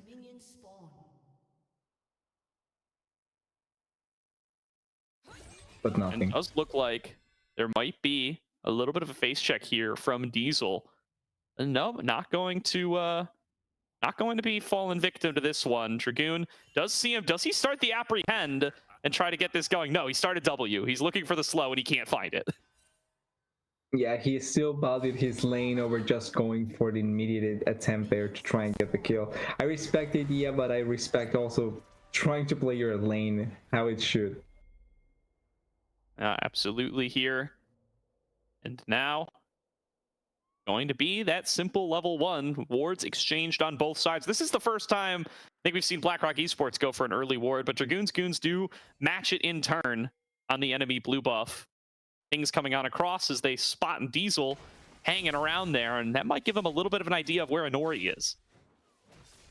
Yeah, probably makes them be a little bit more wary of what Inori is capable of doing. This should be still a pretty normal way to start it, and Dragoon starting really early on to try and bother Diesel as much as possible, not even allowing him to get close to the experience range. And yeah, this is the sort of thing that you want to do with the Darius. Just bother the living hell out of your opponent. Yeah, absolutely here. The level 1 especially can be so dangerous, and I think that's going to be the biggest power spike Dragoon has for a while, because once the level 2 and 3 come on through, it's going to feel very strong for the Renekton. Is that stun on Adaption certainly going to hurt there, as Inori B and a B coming alive. Been a little quiet in the laning phases so far, but hey, if you give him a lane up against Smolder, you'd better at least be able to take somewhat of an advantage there. Yeah, that pretty much means that now you have complete control of the lane, and it should be really difficult for the Smolder and the Route to do even anything. I like, though, the fact that Array took teleport so that he can stay in lane as long as he wants, and then try and answer back with the teleport in case something goes completely south. You're not going to win the 2v2 that effectively anyway, so I think this is a smarter approach to it. Yeah, I agree. No world that this Smolder is supposed to win the 2 versus 2. If he starts winning the 2 versus 2, then might as well throw up the white flags already. The game may as well be over. Once he gets to those 225 stacks, it is going to be so dangerous. We'll be keeping our eyes on those Smolder stacks as the game progresses. But I really want to see some early aggression out of Inori and out of BlackRock to try to prevent this comp from scaling up the way that it can. You've got the Renekton for the early skirmishing power. You've got the Ziggs to be able to tear through these turrets. And here comes a visit early on from Inori. Flash going to be forced out of Dragoon. Can they win this 2 versus 1? Diesel flashes away to make sure that the passive can't be procced. It finally will come on through. And that means it's ready for Inori as well. Kisno arrives to the fray. First blood to Kisno, and Dragoon procs that Noxian bite and lets Diesel know about about it. Yeah, and the idea was right there. I think they had the right idea, trying to kill Dragoon as quickly as possible there. Oh, Another fight breaking out, and it is yet again in favor of Dragoon's Goons. Daption finishes off on towards that Senna. And remember what I said earlier, TDS, about the Smolder lane winning out in the 2 versus 2? This is not looking good. All right, a B will be able to trade one back. I don't think he's going to win this 1 versus 1 against Array. But can he get out with his life? Not while he's flying at him like that. Going in for the Abyssal Dive, does get the knock-up, trying to walk it out, and a B actually does. Yeah, 1-for-1 there. Not the worst situation. You at the very least salvage something. But I think the worrisome part is in the top lane, right? You have the Darius with 1 assist, and he's ahead in CS. He doesn't even have teleport, so he's going to come back to lane normally. But it's going to be a bit difficult there with how it's going to work out the rest. And I'm kind of curious how they lost that bot lane trade with how the game started. Bizarre. I have to assume it was some kind of overforce from BlackRock, but I do not know. Welcome aboard, folks from the Salt Mine, whose series is also completed. We're going to game number 3, where the last quarterfinal still being played. And so far, it is an early lead to Dragoon's Goons. Good. I think for the first time, they're an early lead for them to be able to try and get a hold of the early game. It's a really good sign, and it's starting really, really well and everywhere to try and get that sort of early lead as best as possible. And moving forward into the game, I don't know who is going to have the advantage in terms of scaling. Maybe the Senna, just because it's external scaling, but technically Smolder is also kind of external scaling, so like kind of difficult to know who has the advantage in that. Definitely. I mean, I favor the Smolder in any kind of late game situation all the time. And I do think Array is certainly going to try to make good on that promise here. He is just stacking things up and feeling pretty comfortable in the bottom lane now that he and his support were able to pick up a kill. Of course, that kill did go over to Daption. Fight bringing out yet again. The Abyssal Dive doesn't connect, and Inori B is yet again taken pretty much entirely out of the fight. A B going to try to fall back away now. Inori B does create the space, but shuffled back in by Dapshit in the horse form. Stun comes on across. A B still with the gray health, waiting to pop it. Does get it on across. Underneath the turret, one more heal. Not quite enough damage from Array. And Dragoon's Goons cannot pick up the kill. BlackRock spot lane stays alive. Yeah, that really could have been so close there, but it's not enough. Still, they are forcing out the bot lane from the side of BlackRock, and they are just simply denying them from being able to play the game. There's such a chat move coming in from the side of Goon, and also Array just showing so much just power by denying them everything in that play. Absolutely here. The top side has been Dragoon's Goons favored in game number 3 for the first time this series. And it is not the time that BlackRock wants to see those fortunes change. However, they are picking up these grubs, and it does look like Kisno not too interested in contesting for them, so they will end up going on over all 3 grubs from the first spawn to BlackRock Esports. They're going to get the first 3, not a bad choice to try and get them. Not bad for them if they are able to also get a little bit of control on the side lane with the 6. That can end up netting them quite a bit of control and pushing power as well. But for the side of the Goons, I don't think it's much bigger loss for them either, because they have already control over the lanes, and it's just a matter of time before they can keep on netting that advantage. Absolutely. Ooh, Sudsy finding an angle on the Menace. Gets the shuffle back in. Inori's here for the backup, but it might be too little and too late. They're trying to focus on towards Sudsy. He flashes out to safety, and now it's Inori who's in too deep. BlackRock Esports with their hands too deep in the cookie jar. Inori gets away. That's a miracle right there, but it's still a win for the Goons anyway. Yeah, the fact Inori survives is already great news for them, because they lost the 6, Sotsi didn't die, and they lost the play really heavily. And on the other side, it's just slowly but surely getting more value for this Smolder. He's getting free farm, he's not getting bothered at all, and now maybe a gank here to try and set a kill.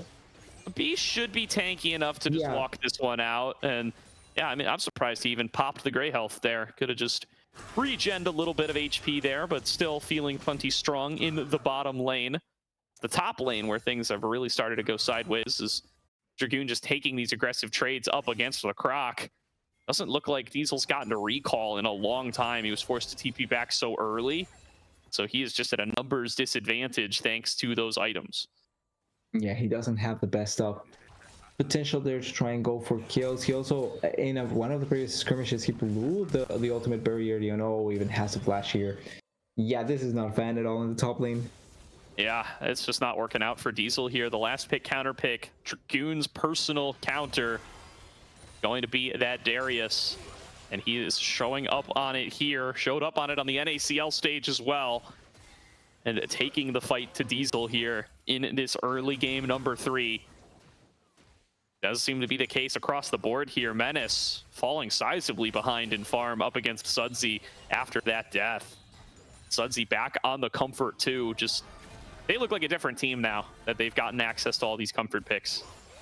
Yeah, but also maybe the wake up. Oh, the face check out of a B. Can they keep him alive? The healing coming through from Inori B is substantial. The Glacial Prison will be enough. And now Menace dove on in the mid lane. Dragoon dunks him down. Inori B gonna meet the same fate as Array takes him out with the Smolder.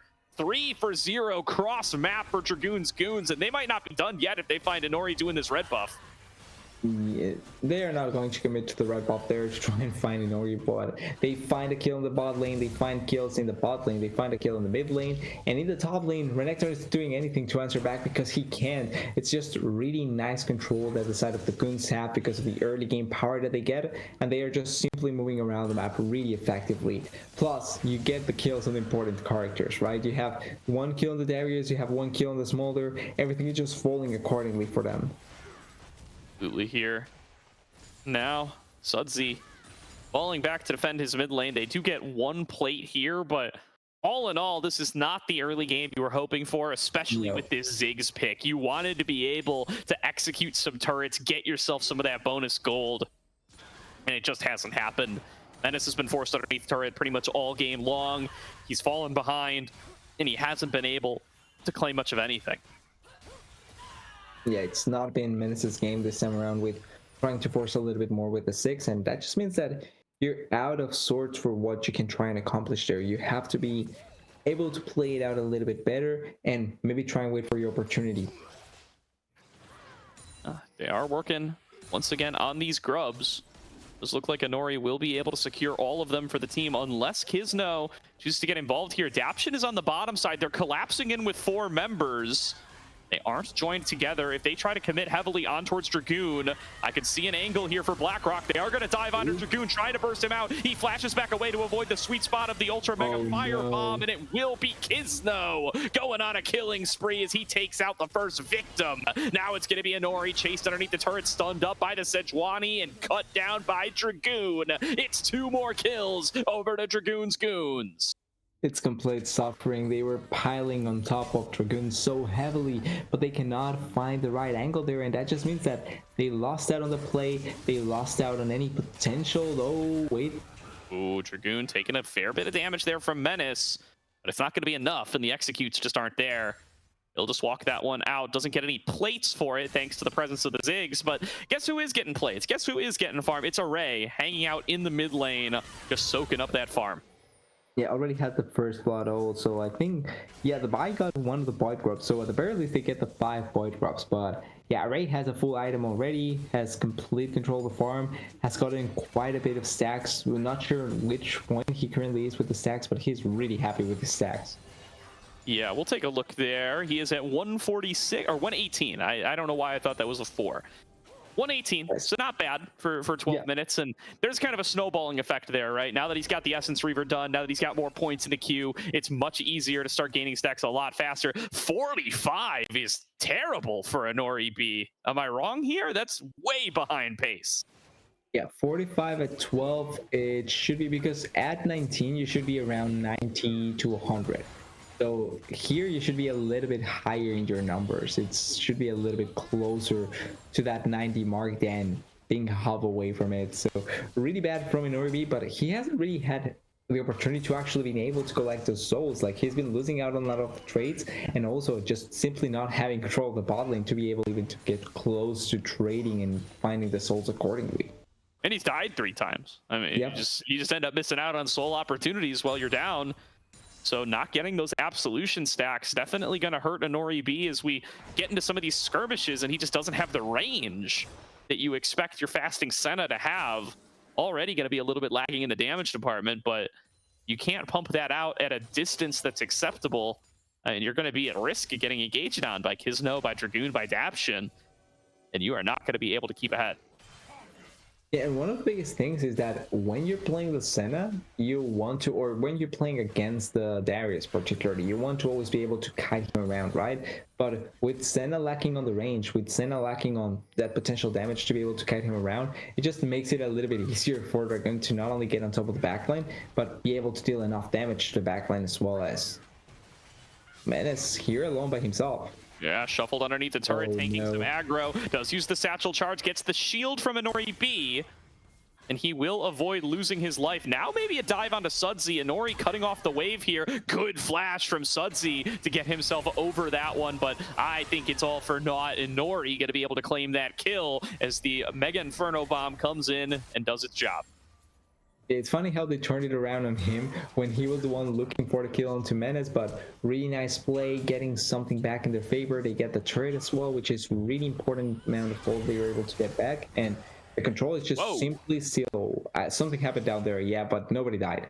Yeah, there are spells thrown out. Kizno used the Glacial Prison, and Flash came out of Inori B, so I'm going to put 2 and 2 together and assume that was an attempted engage from Kizno. Welcome aboard, everybody from NACL 2. To the final game of the quarterfinals here, determining who will be playing up against Ducky Getters next week. And so far, Dragoon's Goons looking to make sure that it's going to be them. They are at an early game advantage.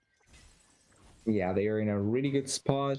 They are controlling the pace of the game really well. They don't look like they are tilted, and they have a Ray in a 1.5 carry. In a really big engage found by Daption. Mom coming in from above and Dragoon coming in from on top. Going to be able to pull back in Inori B, and he is going to be the focus here. Dragoon claims that kill. A B chased down on the other side. Forced to flash to safety. And it is a single kill and nothing more for Dragoon's Goons. Yeah, may not be a kill that a Ray gets, but it's still setting up for someone like Dragoon to get it, and that's still really, really nice. Ray is still finding a lot of value anyway, and you can see on that play, they just simply have so much control over the map. They already got the mid lane turret, they already got the control inside of the enemy jungle, and it's just a waiting game for them to be able to get even more value later on. Yeah, 2 turrets falling across the map there. Inner mid turret, plus the bottom outer going over to Sudsy, who's been immovable in this side lane. They managed to collapse on him once, but it was in trade for so much pressure around the map. Second Dragon will go over to Kizno in the same breath, and they are just taking everything on the map here in the name of Dragoon's Goons.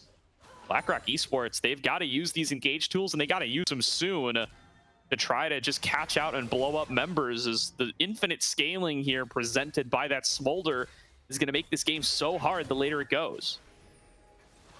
Going to make it a little bit harder for them. They do have their own infinite scaling, technically speaking, with the Senna, but with how the game has been going, I wouldn't bet on that. At the very least, how the game's been going, he's going to get to 100 stacks at like 50 minutes. Inori yeah, so behind in the stacking department too. It's barely even worth paying attention to. He's at 62 here at 17 minutes. Your ask was about 100 at 19 minutes, if I remember correctly, TDS. I don't think he's going to hit those numbers.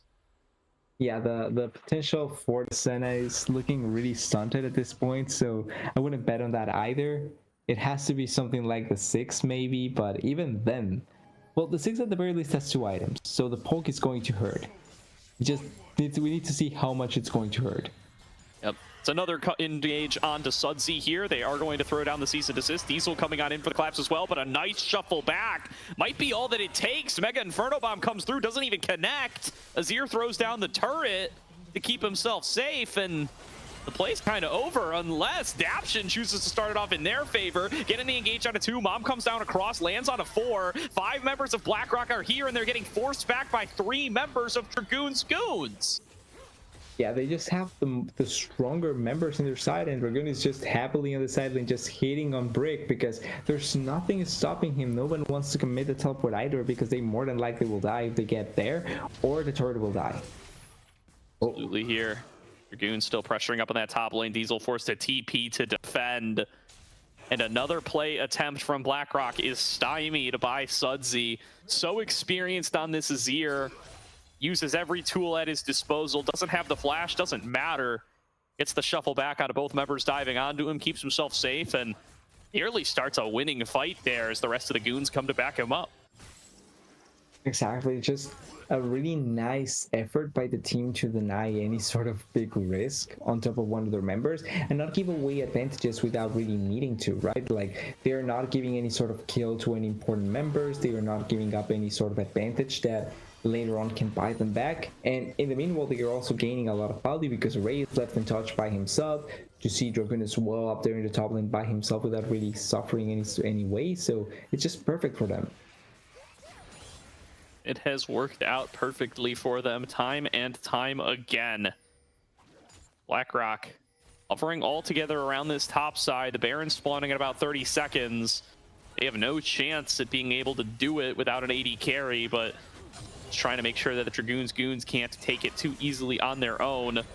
Siege coming in towards mid, trying to get some damage onto this turret. Mega Inferno Bomb comes out, doesn't land on anybody. That's already one of their biggest damage tools down. And just like that, again, 3 goons fend off 4 BlackRock Esports members. Yeah, and one has a lot of bombs to be able to deal quite a bit of damage. They are collapsing on Dragoon, though. He's by himself here. You gotta blow him up fast. Can't let him stack up the passive. They will go in with the cease and desist. Diesel is there to chain the CC further. Bet you wish you had Mega Inferno Bomb now, as Dragoon will not go down. He flashes back out to safety. Finally is cut down by an OP, but Array here for the front to back. Attachment up in front of him. Mom comes on across to try to defend him. He's trying to flash back over the wall. Will be able to do it and fall back alongside Sudsy, and BlackRock have no members able to access him. CC comes through onto Kisno, though. The front line is chunked out low, and BlackRock looking to see if there are any other stragglers they can clean up. Nice slow landed onto Sudsy. He will shuffle his way back. A B and a Nori threatening a further engage. Big damage comes on across in the burn. Array has hit the 225 stacks, and he claims his first victim, the first of many it looks like, as once this shield falls away, another one goes over to Array. Yeah, we reached the point, Gordo. It's the mini Elder mini game coming in for Ray there, and 2 members that thought they were going to be able to play this out really well end up getting killed really effectively. Oh no, Menace. Menace? All right, gives both summoners for free. Throws down the Inferno Bomb, not even close. And Diesel is here for the backup. Sudsy is low, as is Array. They finish off the Baron. Both carries fly over the wall, and now it's Diesel and Menace up against the world. Diesel dives back over, not going to be able to find anybody over there, and he's just running deeper and deeper into enemy territory. Kisno going to be able to slow him up here. The damage dealers aren't quite there. Diesel dives forward, looking for more. Flash away from Sudsy will keep him safe, and Dragoon dunks him down. I respect the idea, but it was going to be really bad at the end because he ends up paying the price with his life and, oh, maybe even more kills here. Ooh, Glacial Prison connects back onto a Nori B as they try to kite backwards, focusing in on towards Kisno. Will they be able to finish him off? Not looking like it as the carries are falling down. Finally, one more bomb will do it there for Menace, but the rest of them have got to get out of dodge real fast as Dragoon is resetting all over him. He's got the passive procs, and he's got himself a double kill with Noxian Guillotine. Yeah, 2 more kills for Noxus and a Dragon that is happily running to kill more targets. And so the Dragon also dying on the side. It's not going to be Soul, it's not going to be Elder, but at the very least it's another prize that you're taking away from the side of BlackRock. And this game, it's getting even more out of hand. Ray at this point probably can kill everyone in the game. Oh, moving forward, Dragoon slowed up down to about half HP. Dragon has fallen at its sole point, given over to the Goons. The defense is mounted, the members are back alive, so time to just go back and spend their winnings. Yep, and I think the biggest question that I have is how many stacks does Array have at this point? He obviously is above the 225 mark, so how many does he have currently? Let's take a quick look here. 268. Yeah, he's really strong at this point. He certainly is really strong. Got quite a few. There is going to be one more Dragon for the soul. I don't even know if we're going to make it that far, though. Dragoon's Goons have done a good job of finding themselves winning fights here. And I mean, I don't judge BlackRock for this, because again, you don't want to just sit here and let Smolder keep getting stronger and stronger. But now he's hit the 225 threshold, so I think you kind of just have to Hail Mary send it all at Smolder, hope you're able to pick him off, and that the rest of the fight pieces come together. They find Dragoon, they punch him a couple times, he stride breaks, and he walks away. Yeah, like throwing everything onto the Darius is not like the best game plan, just because at this point you don't have enough damage to burst him out quickly enough. Like at the very least with Mega Inferno Bomb, you do burn out the Smolder quick enough if you're able to get your combo down. But it's not the same for the Darius. Yeah, Ray just getting those procs on across, takes a turret shot, but has plenty of teammates to fall back to, so not feeling pressured whatsoever. Pressure going to move up to that top side now as another wave crashes in. Dragoon gonna get slowed up. They are gonna dive into the back line. They're looking for Sudsy. Mega Inferno Bomb gets onto multiple. He goes into the stasis. The front line's where they belong. Dragoon's not able to find any resets. Sudsy's gonna fall on down. Root connects onto two. Dragoon looking for the resets, but can't quite find him. Abyssal dive from a B. Not quite going to connect. And Array has arrived in the fray, and he's gonna take down another. It's a rampage for Array as he's still full HP, full resources, and keeps the siege going. Yeah, Ray wasn't even able to join the fight very well when everything started. But that's the thing. If you go for a target that you clearly know you can burst, more than likely you're going to be able to burst him out. They kill Suds in that situation. They lost a B, which is bad, obviously. But a 1-for-1 in this point of the game, I think it's perfectly possible for the side of BlackRock. Definitely is here. It's a 1-for-1 trade. BlackRock keep their base turrets alive. And that is more than you can realistically ask for as the blue side team comp in this position. The problem is still that it's not going to get any better. And you're just going to need to find that over and over and over again until everybody's at 6 items and then maybe get lucky in a couple fights. Look, if you reach the 6-item mark, you're going to have a 50-50 fight, and that maybe helps you win the game. So like, that's a better game plan than whatever they were doing before and just giving up kills for Ray. Yeah, absolutely here. Array done a great job of keeping himself safe all game long. Got the Spear Shojin now to be firing off those Dragon Breaths just a little bit faster, a little bit more often. He feels untouchable with the front line that he has access to. The mounted duo of Kismo and Daption done a good job of keeping him safe so far. They're not showing any signs of slowing down. You can see both of them. They are attached at the hip to this little dragon. Yeah, they know that they need to protect the dragon for ultimate success, it feels like. But also on the side, I love that Sudsy is just putting pressure on the side with the Seer, just trying and making it so that it's really difficult to decide if they really want to go for Ray or if they want to try and stop him. Same for Dragoon. Another turret coming up for Dragoon, the 1-3-1. Paying off here. See if they want to fish for any of these engages or just continue to play out through the side lane. Some recalls coming out across from the Goons. Does look like Daption wants to re-up on wards. And it's 30 seconds to go until the Baron. So rather than take any sort of risk in a full-on team fight, they're going to look to secure the objectives and force BlackRock to come into them.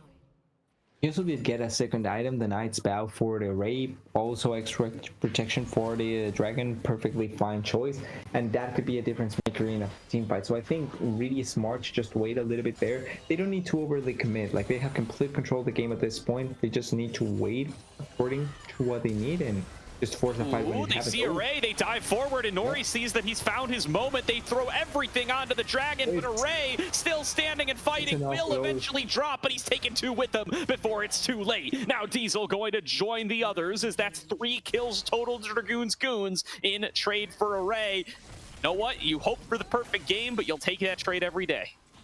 Yeah, it's technically the best trade they could have gone for, but at the same time, 3 members died. Array was able to get his full combo out, and now he even went for Sanya's. I think a smart approach by Array there, by the way, and it's also going to be Baron Ball. So being able to try and break the base even further, it's going to be easier with his Baron buff, and Array is just going to be an even more difficult target to try and kill going forward.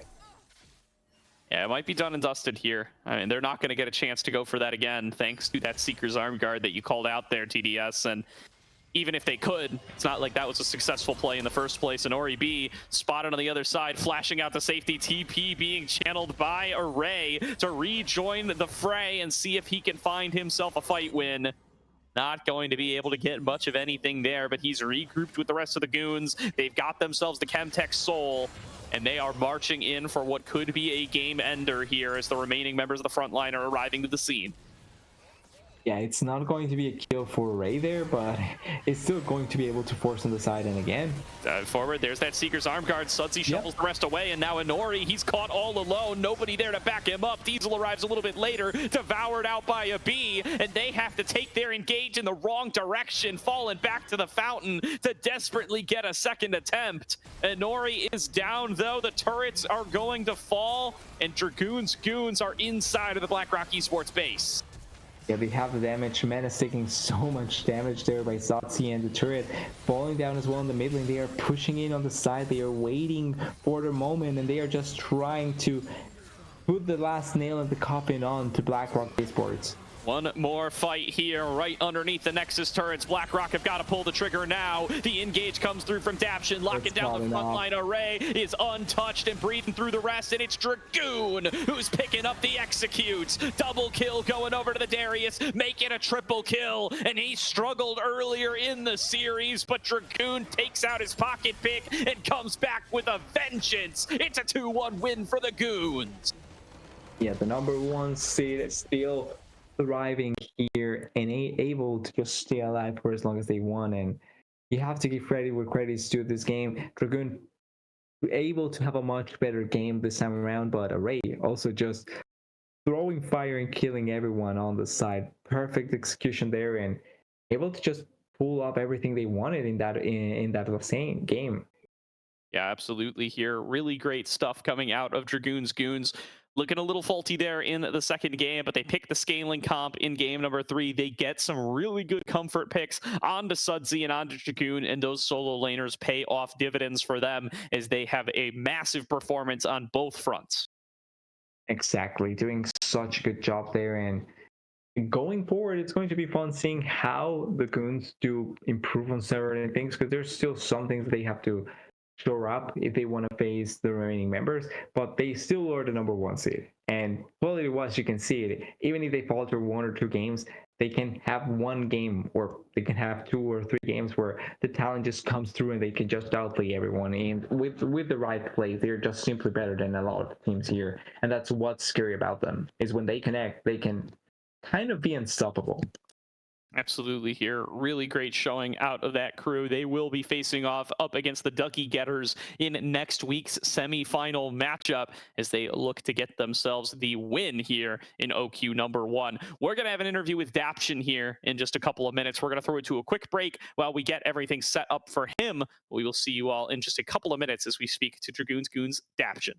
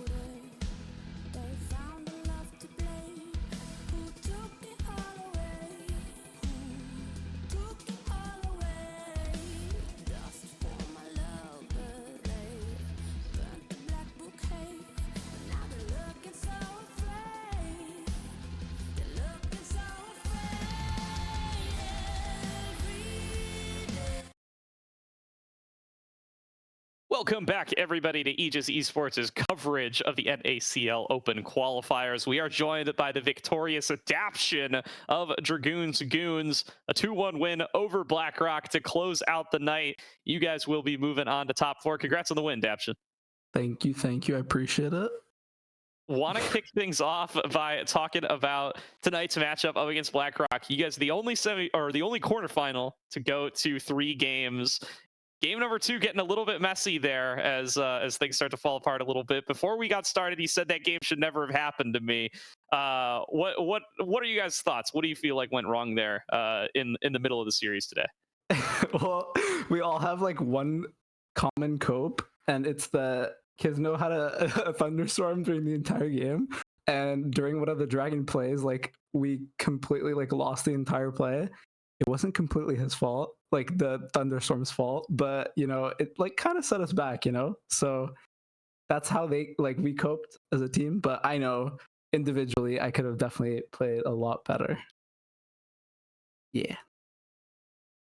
But you know what? I think it's fair. Just take the it was a storm, it wasn't us mentality that can work out to try and alleviate some of the harshness of how you lost game 2, because it wasn't pretty. I will say I thought you guys should have won that really effectively, especially with how far ahead our Ray was, and then out of nowhere you kind of lost it. But you came back really well to game 3, and I'm kind of curious if you were prepping to leave open the comfort picks for game 3 instead of just using it earlier on.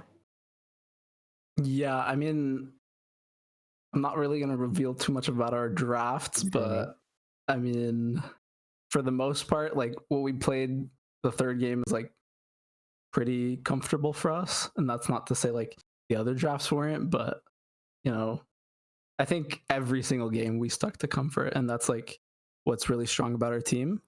We like have champ pools, unlike some OQ teams. But yeah.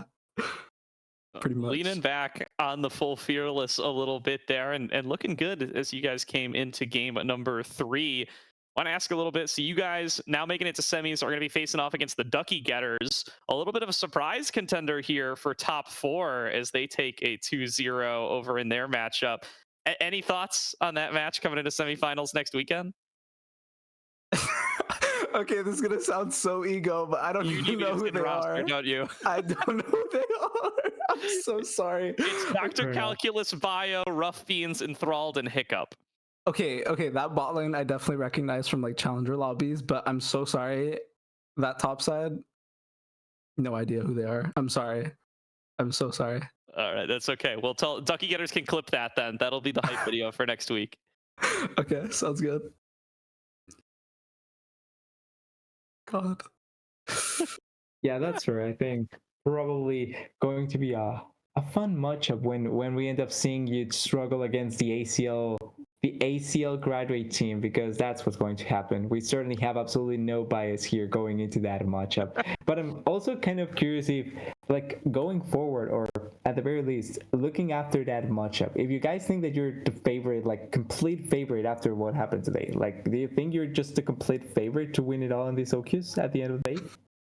I think honestly any like OQ team could win, but at the end of the day, I do think individually we're all 5 of the best in our roles that are being played right now in OQs. And all that's left to do is really to just show that we're not only just 5, you know, really good players that went together as a team.